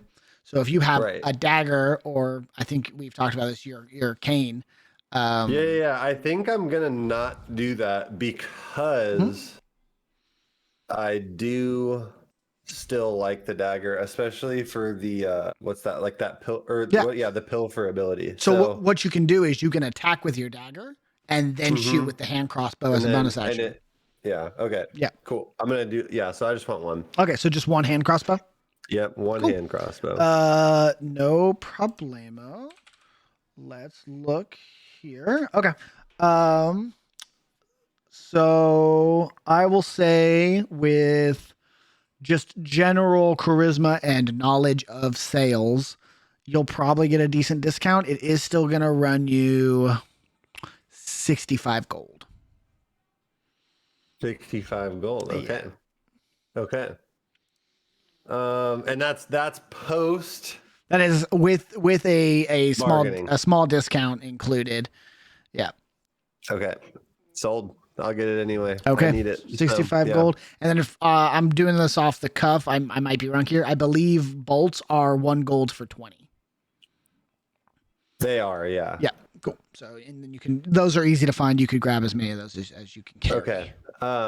If this is cool with you, I added some bolts into my Into your storefront? shop. Like when I Hell yeah. leveled up. Dude, that's awesome. Yeah. Okay. Then we never have to go find you any. That makes my life easy.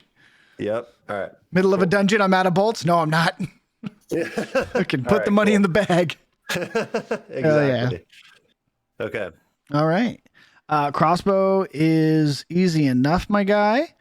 Cool. Is there anything else you would like to do?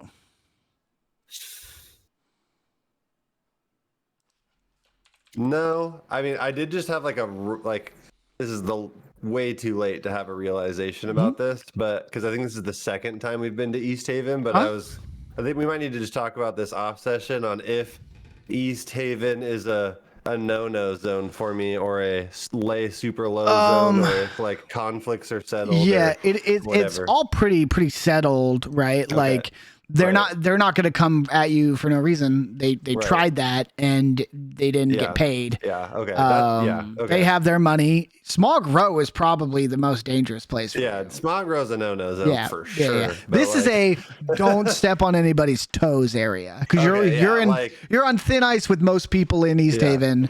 But you muted yourself. Oh, sorry about that. It's the foot pedal at my feet.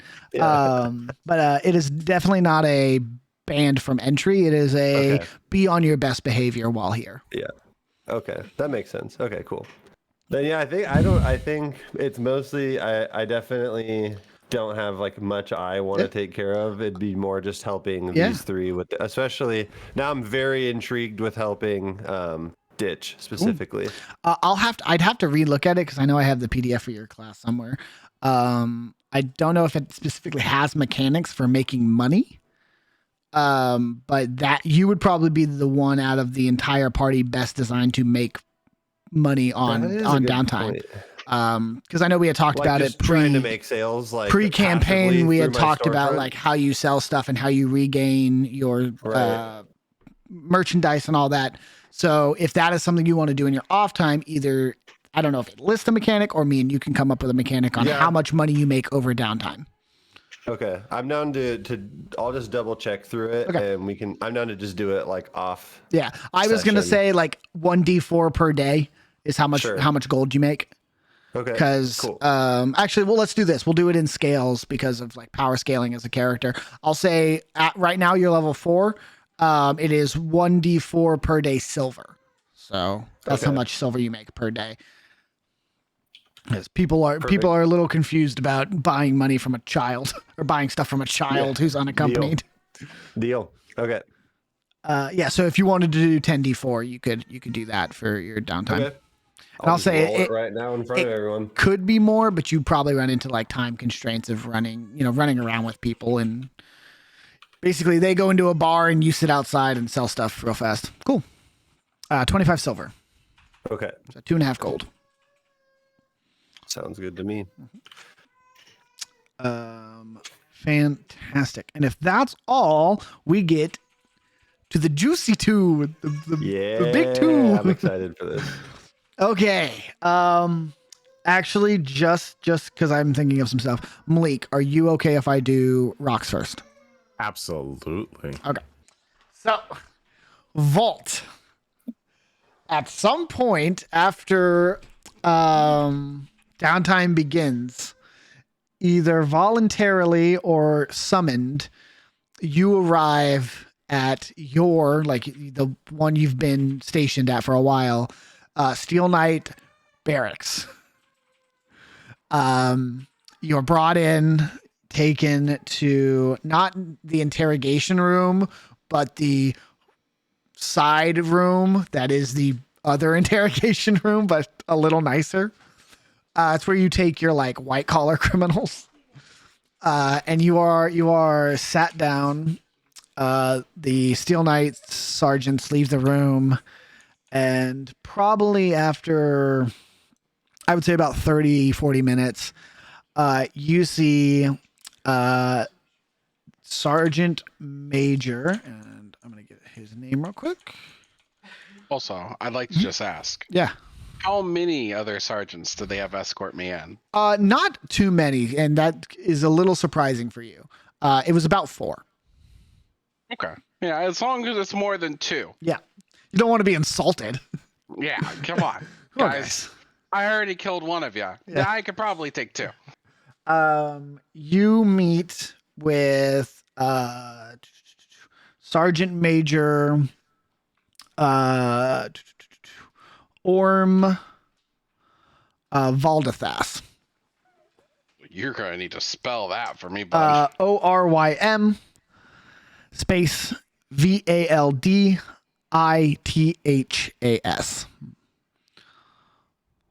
Valdathas. Valdathas. Yep. Orm Valdathas. Sergeant Major. Yep.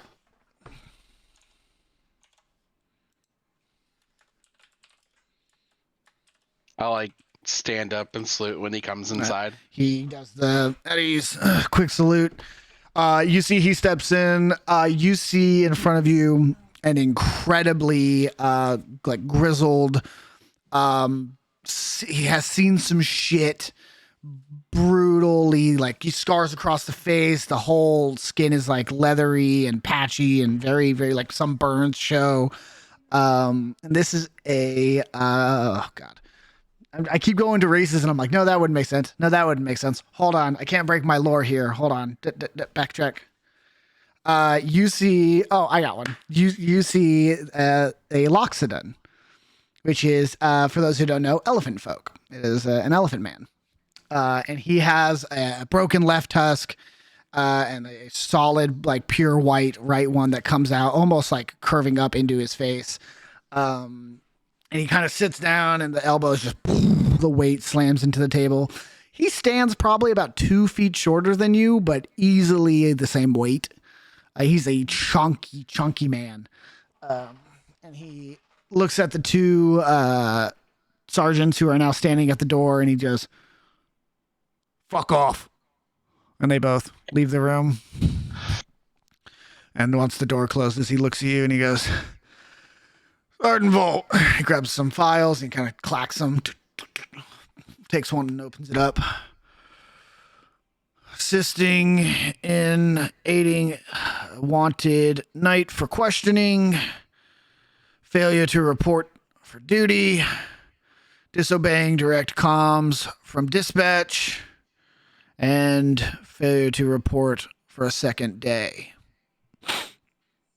That all check out? Yeah, sounds about right. He closes it and he puts it back into the stack. There's probably about 4 or 5 files in. He kind of pats them. He goes, so I've heard dispatch. I've heard the knights, what they want to do. And I've heard a few of my sergeants who were on duty that day. I'm getting about 6 different stories, Volt. Some people want you to hang. Some people want you to never see the light of day again. Like that. That's a fun expression. Some people think you did nothing wrong and should be reinstated with benefits and a raise. I'm not one of those people, by the way. That's fair. So I'm going to ask you one very simple question, Volt. And what happens next is directly related to how you answer me. Make sense? Yes, sir. The fuck happened? Well, myself and Knight Cadmus. And you see he grabs the second file underneath and pops it open. One Inanis, correct? Correct. All right.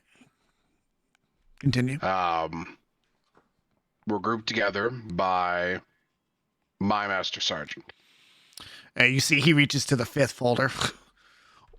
Victor Caden, correct? Correct. Are you aware that Master Sergeant Caden is presumed missing? That wouldn't terribly surprise me, considering everything that's gone on. You don't happen to know where Master Sergeant Caden is, do you, Volt? I find it prudent that I tell you the truth and the whole truth. It can only help you. I'm inclined to disagree, but I killed him.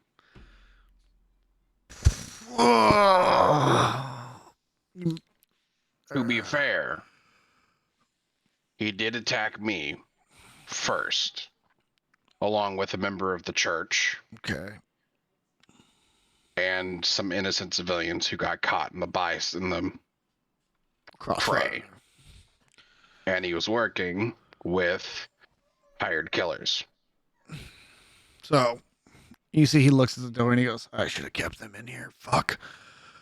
You're telling me, and this is on my record, I guess, that you murdered Master Sergeant Victor Caden in self-defense and in defense of citizens of Noximbres. And because he deserved it a little bit, he thought he could take me one-on-one. But yeah, mostly because he... Because he threatened citizens of Noximbres. Yes. Got it.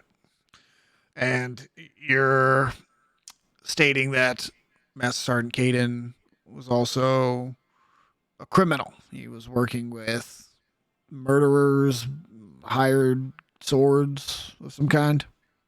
I find it prudent to also inform you that he forced me to take jobs like that as well, for fear of him turning me in as my superior officer under the pretense of finding out that I had been taking jobs for various families off shift to perform various duties. Okay. Don't move. And he stands up and he goes over to the door and he kind of swings it open. And he goes, I'm going to need 4 files, blank, ink, 2 quills, and coffee. He slams the door closed. Volt, for the next 8-9 hours, you recount step by step everything that happened with Victor Caden, as well as your secondary professions, as well on side jobs. You see Sergeant Major records dates, names. Is there specific information you withhold? I would not tell him the names of the other people. So Okay. the only people he would know would be Boars, myself, and Inanis. Okay, so you keep the cilians' names secret? Yep. Okay. I didn't question them after Gotcha. that happened. Yeah, never caught their names. Yep. Yeah. I would not tell him I raided Caden's house. Yeah, fair. Other than that, Yeah. I'm telling him everything that happened. Do you tell him about Deacon and the Grey Lights? I'll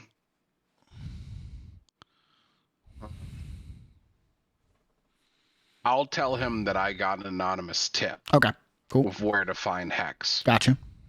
but said person would not disclose their identity to me. Stayed anonymous, yeah. And do you disclose the Abbott family? As being the ones who were the hired killers, yeah. Cool. Yeah. Okay. So I will, and then I will add some stuff here because we're going pre-campaign information here.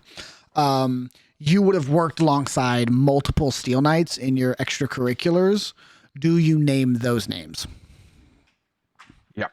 Okay. Cool. I am coming completely clean. You shift to CI basically. You go full confidential informant mode. All right.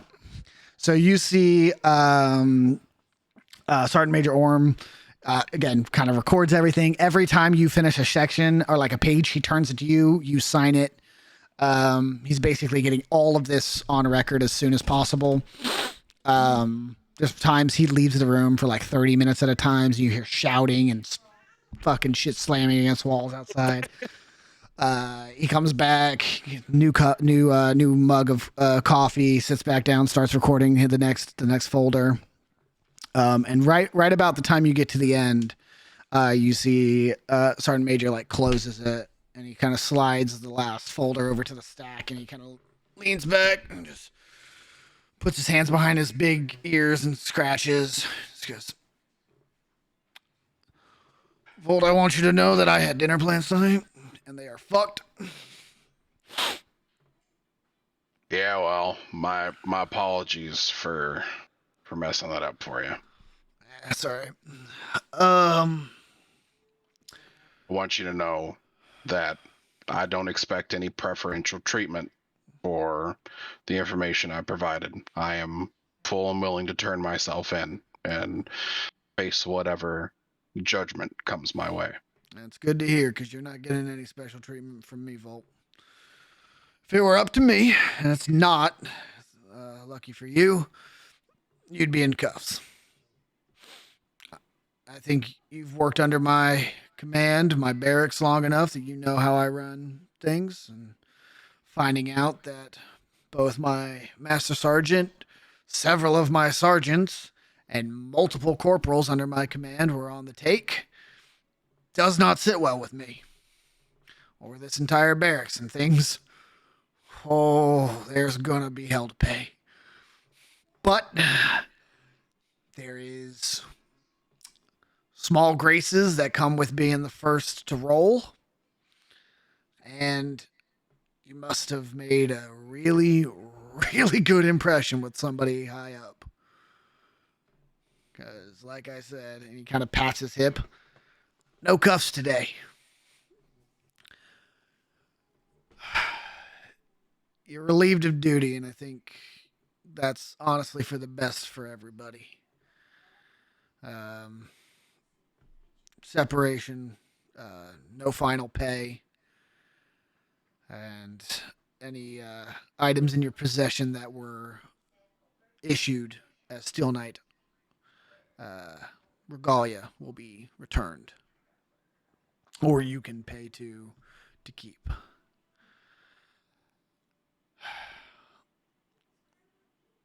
I do appreciate your candor, and I like to think maybe a different sergeant when you were fresh or a different master sergeant after your rank up might have saved you from this. But you made some choices, and I think you gotta sit with those for a while, Volt. Understandable.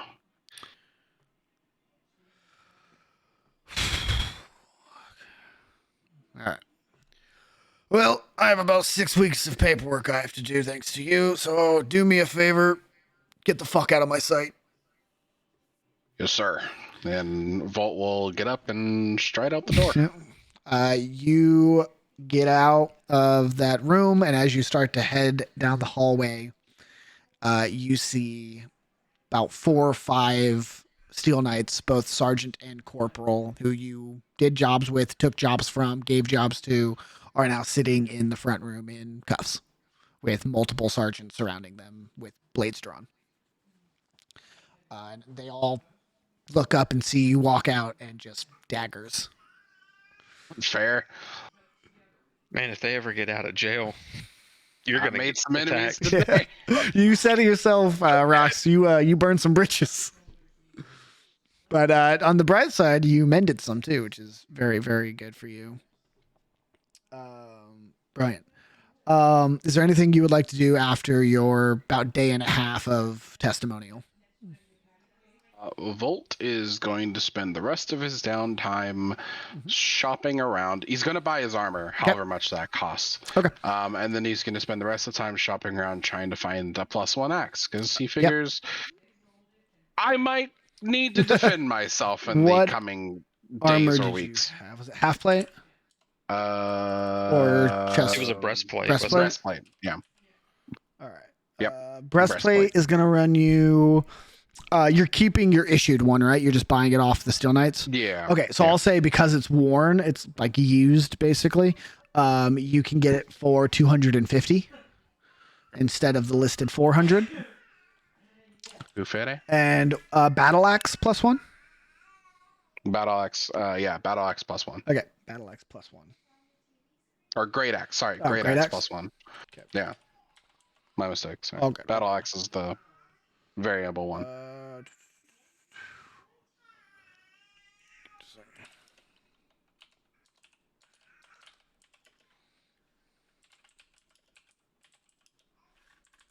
I don't want to grab my DMG from behind me, so I'm just going to Google it real quick. Fair. Great Axe +1 is. You said a Great Axe +1? Yeah. I believe it's uncommon. Yeah, it's uncommon.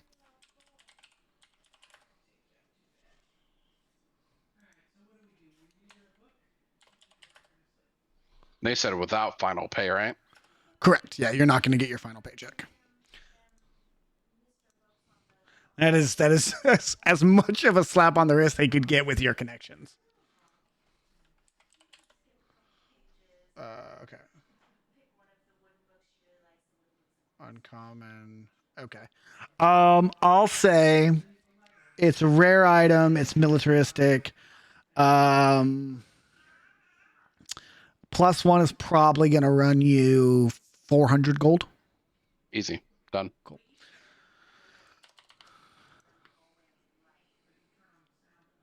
So out of that gigantic sack of gold I have 1,650 left for any unexpected expenses that come up. There you go. And I'm keeping that gold out of my character sheet because that's gold that's specifically kept in the party funds / boat funds. Yeah. Yeah. It's in the safe spot. It's in the hidden compartment, I mean. Did we last session, or maybe it was the session before, handle boat repairs, getting you the mast and everything? I think we did it at the very end of the session. You told me the price. Okay, cool. Did you want to do any boat repairs? Just get the mast. Okay. Other than that. Do you want and then the work to get it installed, or are you going to handle that yourself? Volt could probably use a few days of R&R. Yeah, just working on his boat by himself. Probably getting the mast actually lifted. Yeah. He'll get some help, but other than that, he'd probably do it mostly himself. So you get the mast installed, but the sails and everything you handle? Yeah. Okay. And the cross beams and all the rigging. And I'm pulling from a week ago off the top of my head. I think I said 900. Now that I say it, it seems high for what we had talked about. It might have been 500. Yeah, I think it was 500. 500. Okay, we'll go with that. That sounds I took right. 500 off the gold that we had. Perfect. Yeah, so we'll say that 500. So 500 for the mass and everything, and as well as installation. And then I'll say that also includes like sails and rope and rigging and all that stuff. Not installation of those things, but delivery of those things. The only thing they install is the mast to the leaky tub. Yeah, because that's even for big old Volt. That's a little daunting. 2 of you, maybe. 1 of you, probably not. Cool. Yes, you get the mast installed, and then after some days of R&R, and on the last couple days of your downtime, you're able to rig up the leaky tub to be not seaworthy, but pretty fucking close. So repainted it so it's not the leaky tub anymore. What do you go back to? Turbulent Horizon. Back to the We're OG? Back to the original All right. name. Yeah. I'm not Sounds good. super wanted anymore, and I don't have some maniacal killer trying to burn down my boat. So Hey, things are No, things now are you looking have up. 6. at least. At least 6. I would say over the course of that entire interrogation, you probably gave up 24 nights. Yeah. Over your 40 something years. Yeah. 20. 20? Oh Not no, you that are old. 40. I am 40. Yeah. Sorry. But I've been in the Steel Knights for 20. At least we now have random encounters that are possible. Oh yeah. It's gonna be like the fucking orcs from the fucking bandits from fucking campaign 2. No. The orcs from Shadow of War. Oh yeah. Yeah, where they just roll up on you. 100%. They just roll up on you. You cost me my job. This nemesis system, this bitch. Yep. All right. Volt, anything else in your downtime, or do you just relax? I relax. All right. It's been a stressful week, 2 weeks, yeah. Inanis. In me. Day 1, downtime begins. Where do you go? Once I'm back on the Turbulent Horizon, and of course communicating like what I'm gonna be doing and everything. Yeah. I go back to the hiding place. Okay. Grab my stuff. Gotcha. Mask back on. Regalia back on. Yep. I'm heading home. I'm Heading home?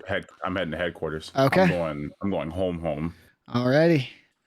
Inanis, you regain your equipment. You put on all your fancy schmancy knight armor again.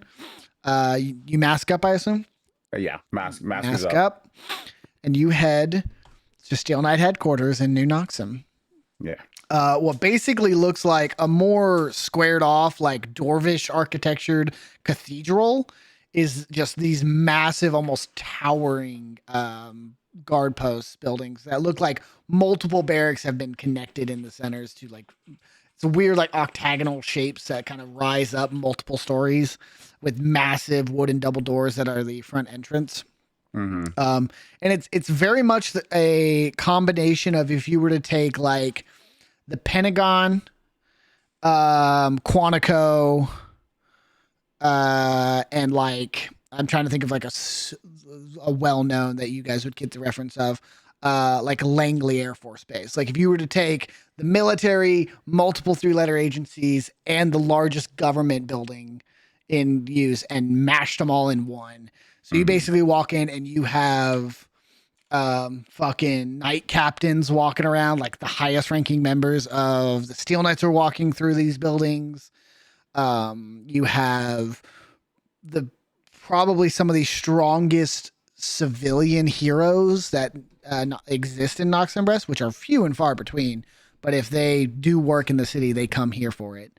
As well as contractors, vendors, civilian employees, all of your lower ranking knights who basically do the day in and out jobs here. And then also your normal knights and your knight lieutenants who are kind of fulfilling like the officer ranks in this building.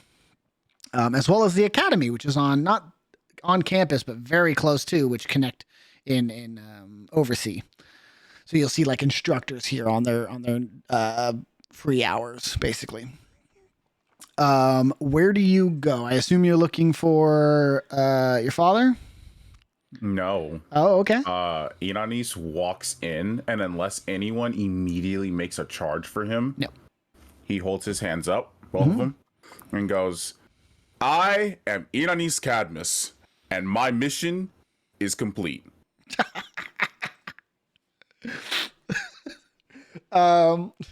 You see nobody stops moving. Everybody keeps walking around. You see there's like a handful of people who like look over at you and then they realize I have more important shit to do and keep walking.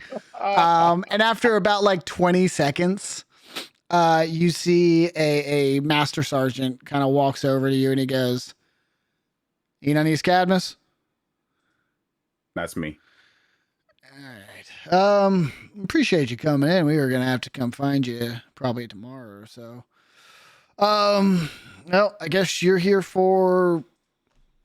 I don't want to put you. You don't want me to put these on you, right? And he like holds out some cuffs. I mean, if it makes you feel safer, then yeah, but I'm completely compliant. I'm not gonna fight this. Yeah, I think we're good with that. And he puts them back on his belt. That's gonna have to stay at checking though. And he points at your sword. Oh, by all means, I'll go check it in. Yeah, so you basically head over to the coat closet equivalent of weapons. You see they open it up and there's just a massive war maul that's sparking lightning in there. A dragon bow that has like flaming arrows generating inside of it. Fucking a staff that basically you can see the cosmos inside of, and they just take yours and trink. All right, this way. Fair enough. They walk you, take you upstairs, down a couple hallways into like a conference room. You sit at this large like wooden meeting table, and a hearth burns on the side of the wall, and almost like the polar opposite of vaults, where it's like instead of being this dingy barracks room, you're in basically like a large banquet hall. But still by yourself. And the master sergeant leaves. And again, probably about 30-40 minutes go by, and a night lieutenant enters the room. I don't think you met him, but for everyone else, you see Night Lieutenant Athar Gilmare, which is the night lieutenant that Oz impersonated at the crime scene.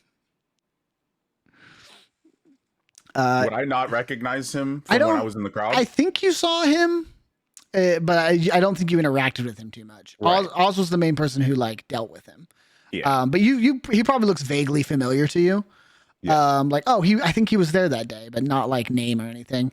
And he comes in, he has his helmet under his arm, and you see he kind of moves to the opposite side of the table and puts the helmet down and sits. Yeah.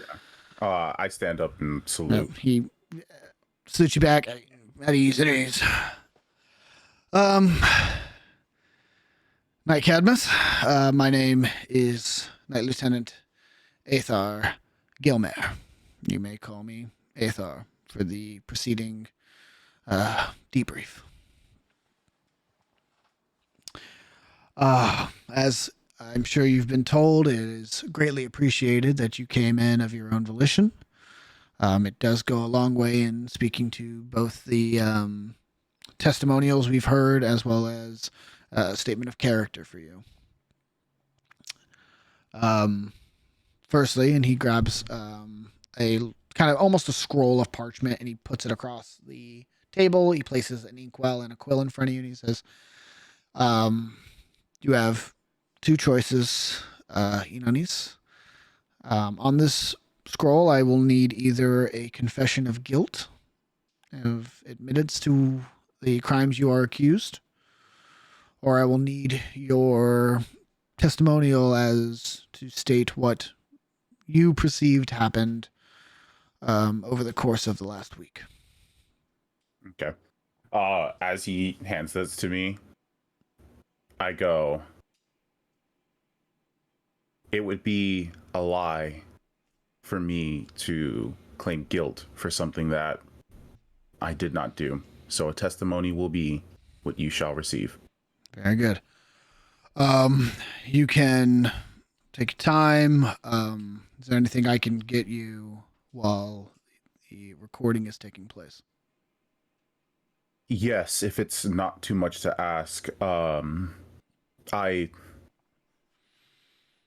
It's been a while. I hadn't had anything to eat. I probably could think clearer if I had something in my stomach. Sure. Maybe some water to drink. And then the only other thing is,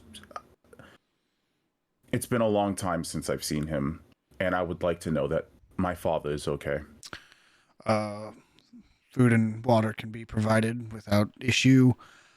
Fortunately, I am not overseeing your father's case nor his confinement, but these halls have ears. I can see what I can do.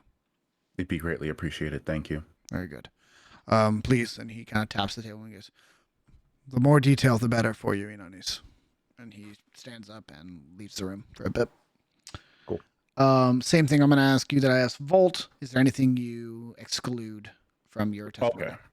So I'm going to exclude any interaction that I have had with Mortar. Mortar? I'm gonna exclude, yeah. So any like personal experience with Mortar, that's not gonna be there. Yep. I'll exclude the names of the 4. Okay. So I'll mention that there were civilians that got caught in the fray. You mentioned but them I will like not- in passing, but not by name. Yeah. Okay. And then I will not mention my presence anywhere near the Jagged Sky. Okay. I will not mention my presence at my home. So Gotcha. I won't mention. I basically saying like I haven't had contact with my father since the night he basically told me to go to the meeting. Gotcha. Gotcha. I think there's no. Similar to like how Volt put it, I'll mention anonymous tip, but I will not mention Deacon. Okay. And I will not mention Ericaz at all. Okay. Sweet. Sounds good. Trying to think if there's anything else that I would omit. Of course, any experience of like Inanis shifting is omitted, or kind of rephrased. And then I don't know if there's anything else. I fabricated the experience of what happened after the call. So after the call in for me. And basically I'm just gonna rephrase it as me running. So okay. Volt couldn't find me because I literally ran at the eavesdropping of it. Okay. But I kept a close eye just to make sure, I was keeping him safe while also keeping myself safe. Gotcha. Okay. I think that should be everything. Okay. Sweet. Probably multiple times because writing all of this out takes time. Like they bring you ink replacements, they bring you a meal, they bring you like a large pitcher of water with a glass. Mm-hmm. This is brought to you by multiple corporals. You don't see Night Lieutenant Gilmare for a while.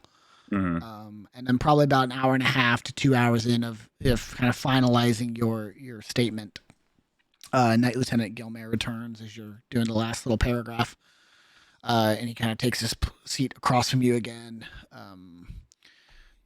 Moves. He brings in a corporal who takes the plate and the pitcher away. And he says, "All right, is this?" And he looks down at the statement. He goes, "Is this how it happened?" This is how I remember it. So you see, how it happened. He reaches over and he puts his hand on the parchment, and his eyes kind of flare green. And he goes, "Okay. That is quite something. Been a busy couple days for you, I see."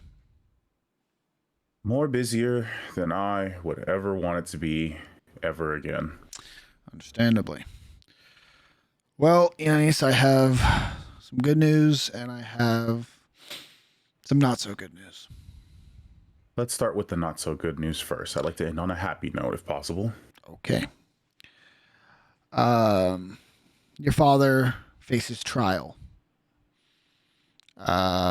Both with pieces of your statement as well as multiple accounts of other knights throughout the Steel Knights, as well as civilian testimonial and the acquired confessions of members of the Church of Cain.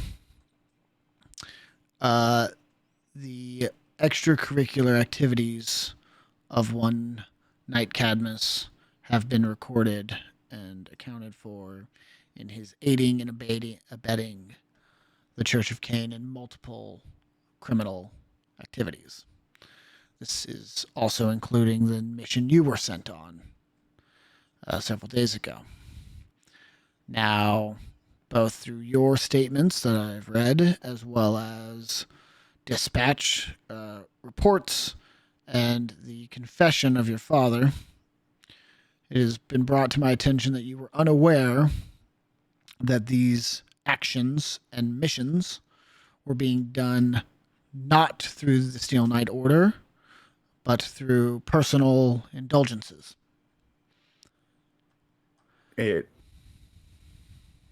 That's why I'm shocked. I believe the orders that I was carrying out were for the knights. Unfortunately, a few of them may have been, and a few of them were most definitely not. And given your greenness to the Steel Knights, it is understandable you were not clear which was which, and it is a fault of your father for not clarifying these and letting you know what you were doing.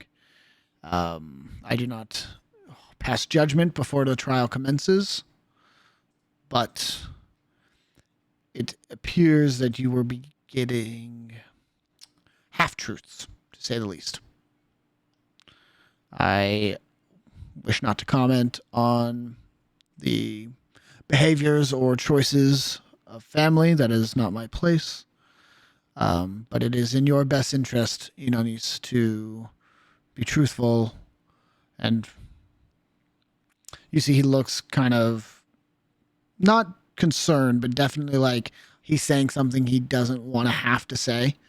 As he like pauses and goes, "This is a very good moment for you to prioritize yourself, Inanis. There is a strong case being built against your father. Dagon has a strong record of loyalty and honor behind him, but many of these accusations call those acts into question. This is going to be a very, very long investigation." As he says to kind of think for myself, Inanis kind of slams his hands on the table and goes, "That is not how I was raised or how I was trained. I was taught to care for others, to think of others as well as myself. And I appreciate your candidness. But I cannot care for myself if I'm not capable of taking care of others, regardless of whether they are civilian or family. Now, I understand. I get it. I understand that the evidence presented against my father is not the best, and this does come as a very major shock for me, one that I don't know if I'm ready to fully process at the moment. However, I just want to make sure that he's safe. That brings me to the good news. The night he was brought in, most of the questioning was done then, which means he has not been dragged from room to room, interrogation to interrogation.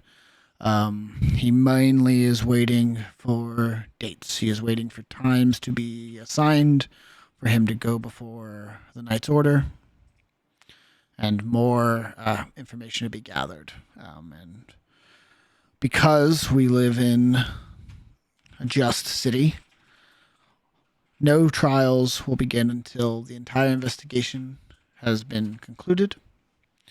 And until that date, Knight Cadmus will be treated with all of the respect that he has earned over his career, and will be given the accommodations deserved by one in his position. He will be refined to his room, but he will still be given the food and leisurely freedoms until it is proven that he is too dangerous to receive these things. I understand. And I ask once again for your candidness with what you know, because again, I don't know as much and I'm still trying to understand. What's the worst that can befall my father? Well, I can't speak to the charges that are being drawn up, as it is still an active investigation. However, hypothetically speaking, and from my history with knights being charged, if he is found to be repeatedly and continuously treasonous to the knights, to the Steel Order as a whole, it would most likely befall the Anvils. They will dole out their punishment as they see fit. As an applicant and someone who has interviewed for an Anvil position in the past, I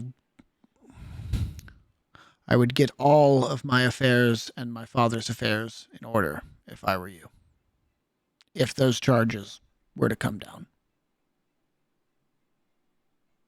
I understand. This is not something I wish upon my greatest enemy, Inanis. This is an incredibly taxing and difficult situation you have been put in by someone very close to you, and I apologize for that. I feel for you.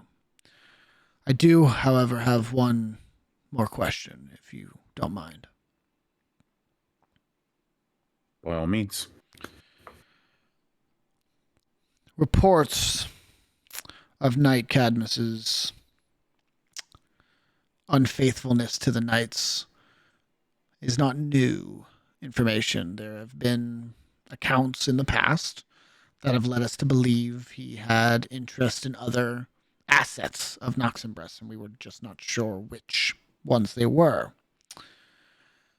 I'm sure you're aware that the Forge operates both as a quality control element as well as an investigation element. Members of the Forge have come forward with accusations of occultism. And now I need you to think very carefully before you answer me, Inanis. Have you recently, or at any point in your past, while under the care of your father, found him to be in possession of demonic or occult writings or incantations?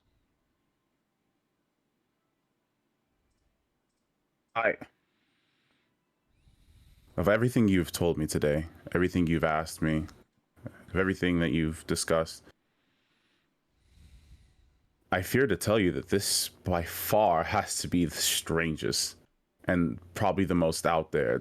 Most other things you've told me today, through my experience over the past few days, I can completely understand. But demonic and occult, that sounds nothing like my father. Maybe some people I've encountered, random people out in Noximbres, but my father, for my time, even as long as I can remember, I've never experienced anything like that. Inanis, could you roll me a deception check, please? Yeah.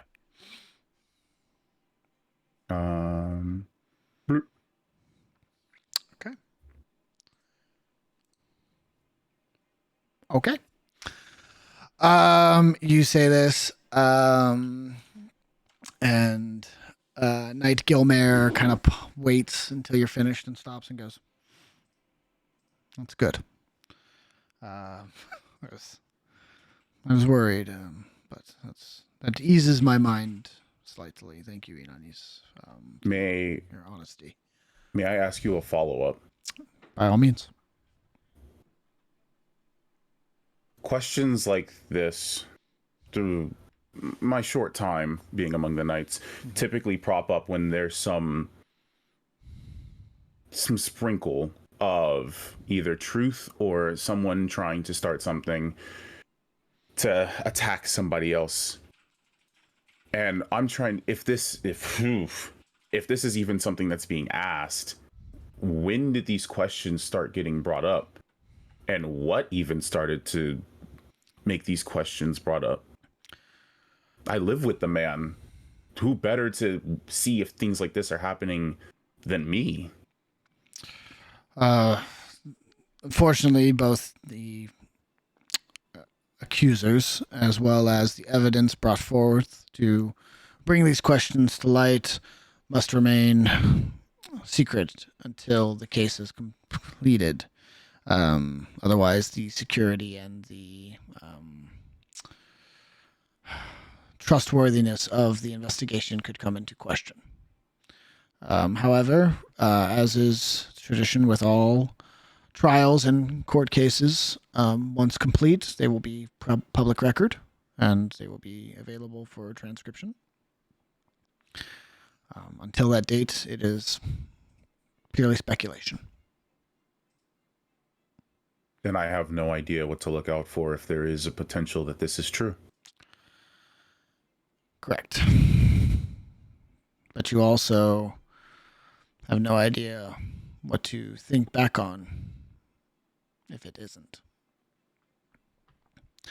You are put in a unfortunate position, Inanis, and it brings me no joy to tell you, due to your proximity as well as your relationship with the accused, that all knight privileges and duties are being revoked as of today. As he says that, Inanis like slams onto the table and stands up. That's bullshit. And you know it. Give me a persuasion check. Funny enough. Yeah. That's a good time to crit. You see as I'll see as you do this and you stand up, you see reflexively he like goes for his hilt and stops as he sees like what you're really like doing in like emotion, your emotional state, and he like stops.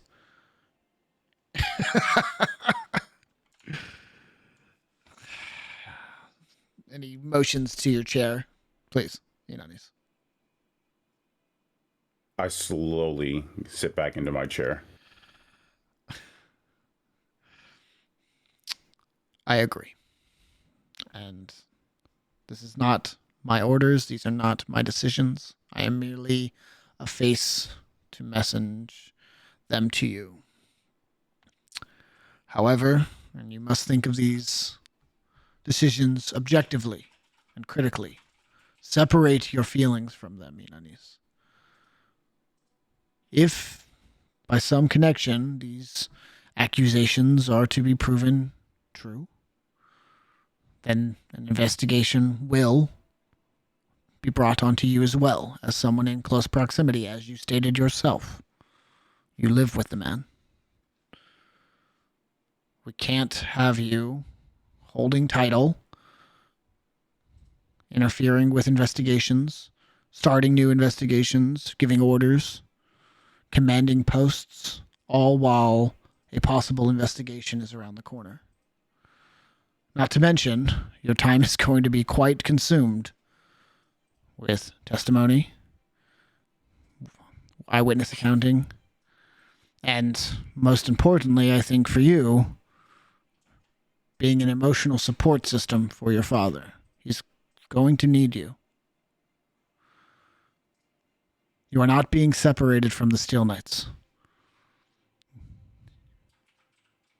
You are merely being put on a pause. When this is over, and all that is hidden comes to light, if it is true that you were not aware and unassociated with these things, your title, your rank, and your duties will be given back. Take this time. Use it wisely. To have them given back is not enough. To be falsely accused by my own people. To have to walk in the shadows like a murderer for a crime I didn't commit. To have the sins of the father, potential sins of the father, fall upon the son. Everything I have done has been to protect these people. My people, our people. Throughout this entire event that has taken place, through even testimony I have shown you, not once have I taken a life. I've always tried to keep the best side of the Steel Knights forward, even when the very people who hate us couldn't even trust me. I showed them that we could be the best, that we can help people. And just by bringing me back, I understand you're helping me. I get that. Everyone's trying to help me. But just bringing me back after all of that, that's unfair. That's a band-aid on an arm that's been severed off.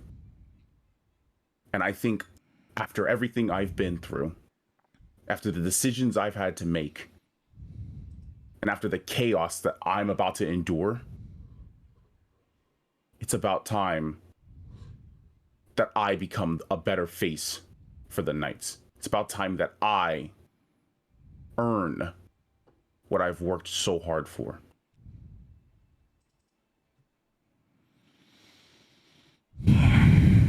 You see, he kind of stands, kind of pushes his chair in and leans his forearms up against it, folds his fingers in.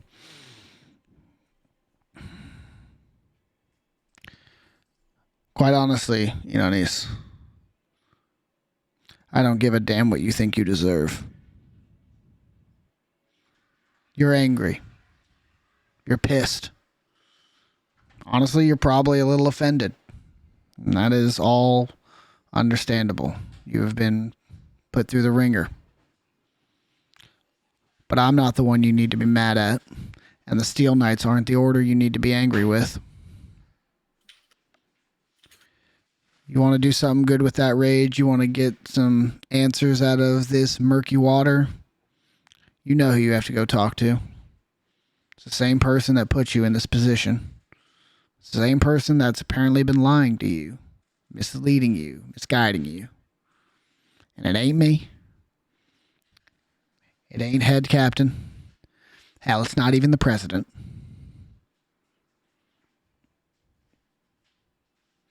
You want to figure out why your rights and your duties and your rank are being taken away? Go ask the person who put you in this position.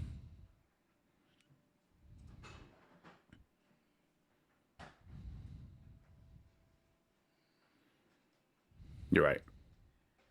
You're right.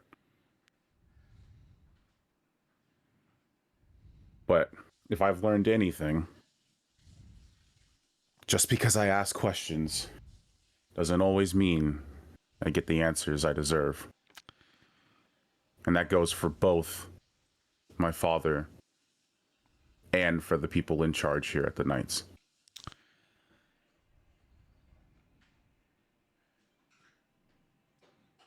I'll do what I can. I'll continue to be the good little boy that I always try to be. But know this. What happens with my father? He's made his choices.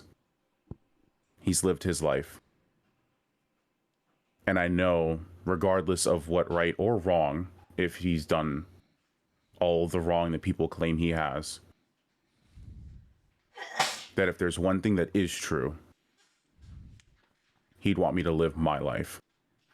So don't take that away from me. It's not my objective, Inanis.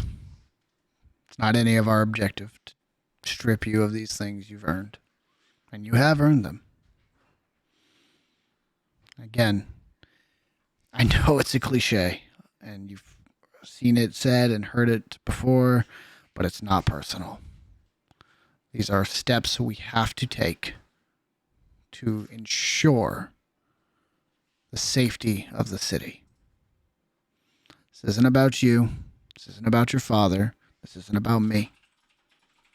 This is about the laws that we have put in place to protect those who cannot protect themselves. You see he moves over to the end of the table and kind of walks towards the door and motions towards it as, like, this is the end of the meeting.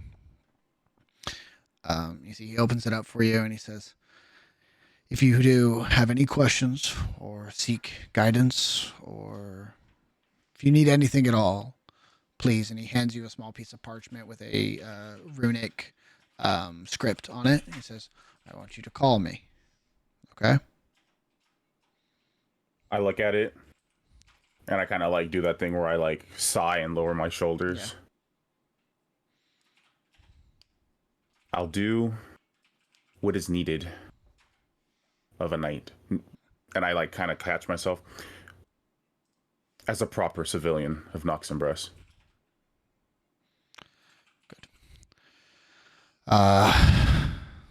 Sergeant here will see you out. Your acquisitions will still be left in your care. We will not be removing any of your gear yet. And pay will still be attributed, if slightly reduced, due to not being on duty. And one more thing, Inanis. And you see as he kind of moves to step out with you, he gets very, very, very close to you and like swiftly moves up chest to chest with you and puts his face right beside yours. If you ever raise your voice at me again or declare any kind of ill intent or threat in my general direction, I will sever that head from your shoulders. As he says that, I kind of lift my head a little bit. With all due respect, sir, you'd probably be doing me a favor. Sergeant, see Knight Cadmus out. And the two sergeants move to your side. I go ahead and walk out with him. Hell yeah. That is just the first day, Inanis. So with all this information, you have some choices to make of what you would like to do with the next 9 days. Is there anything that instantly comes to mind? If not, you can message me between now and next session. Immediately, how much time would it be before my father ends up returning home? Unclear because of the investigation's length. Assuming everything goes as fast as it could, months. Okay. I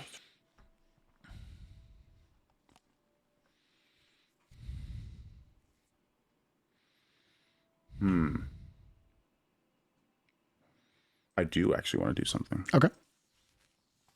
I want to go home. Okay. So easy enough. And as I'm gonna just like typical formalities, check in with the neighbors, make sure everything's fine, yada yada, blah blah blah blah blah. Like, hi, if you need anything, I'm here, yada yada, stuff like that. Once I am home, I do the usual double check to make sure that like everything is kind of closed off, no one can see me. And I want to go into my father's room. Okay. And I want to start looking around. Okay, sure. Are you looking for? What I think you're looking for? Yes. All right, go ahead and give me an investigation check, and I'll say with advantage. You have the time. Okay. Investigation. Well, thank God. 17. Okay. Yeah, you take the time. You investigate your father's quarters. Say with a 17 and the time committed, you do not find anything what's the word? You don't find any like planted evidence or anything like that. You don't find any things you were unaware of out of place. I will say the one thing you do find is a secret compartment behind the headboard that is now empty.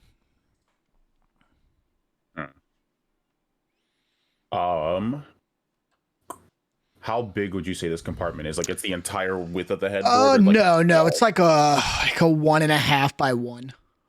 Okay. Like probably about half a foot wide, tall. Would it be within Inanis' intelligence to assume that that's where it is? It is scrollish sized. Yeah. Okay. So it's not there, but it's nowhere else as well. Correct. Where the heck did you hide this thing, old man? Okay. Then, yeah, after kind of like checking everything, he's going to try to put everything back as it was. Okay. To make it just look like he never even went through the place. Yeah, for sure. Easy enough. And then, a few things he wants to check. So I remember that when he and Kage were having a conversation, yes. There was there were some secret things that he was able to access. Mm-hmm. I want to see how many of those things I can, like, how many secret compartments, runes, things can I find that are like in here if I don't already know of them. Okay. Yeah. You know, the one he used is a warding sigil that basically for about a minute, maybe slightly more depending on the power of the magic, basically protects the entire house from scrying. Yeah. So it's basically built runes into the wall that when activated put up a anti-scrying, anti-vision, like silence spell from the outside so that you can have private conversations, mainly installed after you were brought home. Gotcha. Which makes sense. Okay. And then were there any other secret compartments or secret runes, things that I was just able to find that might be of use for the foreseeable future? Nothing here that is like removable. You find most things here are like built into the house or like large enough that it would be almost encumbersome to take with you. Right. Okay. Cool. Then I kind of just go to the table, reminiscent of like where I was sitting when I got breakfast that one morning. And I take off my mask and I plant it on the table. Yep. And then I let my hair just kind of fall down. And I just elbows on the table, hand over my head, just kind of start sobbing. Yeah. And then I just scream. You release the frustration, emotional buildup that has probably been sitting in there for hours and hours at this point. And just for cinematic purposes, the camera like pulls out of the front door and the door closes and then it goes up and we go get the aerial view of your city block as it goes into the full borough and then the whole city as the clouds roll in and thunder strikes in the distance. And the screams are still heard even over the thunder. And that, I think, is a lovely time to end this session of Downtime. Nice little catch up and some story beats delivered. Lovely stuff. Thank you guys so much for spending the night with us as we continue down the long and winding road that is Noximbres. If you missed anything or want to rewatch anything, all VODs are available on the YouTube channel days after the session. I have started saying days after and not specifying how many because we get busy and shit happens. So just keep an eye on the YouTube and the new videos will go up at some point. Also, previously shamelessly plugged by multiple members of my table, down below you have the merch. If you would like to look at that, we have the Baron shirt, the lovely Malik, both designed and is sporting tonight. One of just the coolest pieces of art to come out of a D&D game that I have ran. As well as we have water bottles too with the Capped Ice logo. Funny enough, also designed by Malik. I think we have stickers, we have pins, we have shirts, a lot of stuff. So check that out if you ever want to rock some cool, just D&D inspired stuff, as well as very specific character art stuff. We run the gambit. With more to come, maybe. Who knows? Eventually. Yeah. So, I think that's everything. Thank you guys again. I hope you had a good time. I know I did. And we will see you guys next week. Later. Inanis did nothing wrong.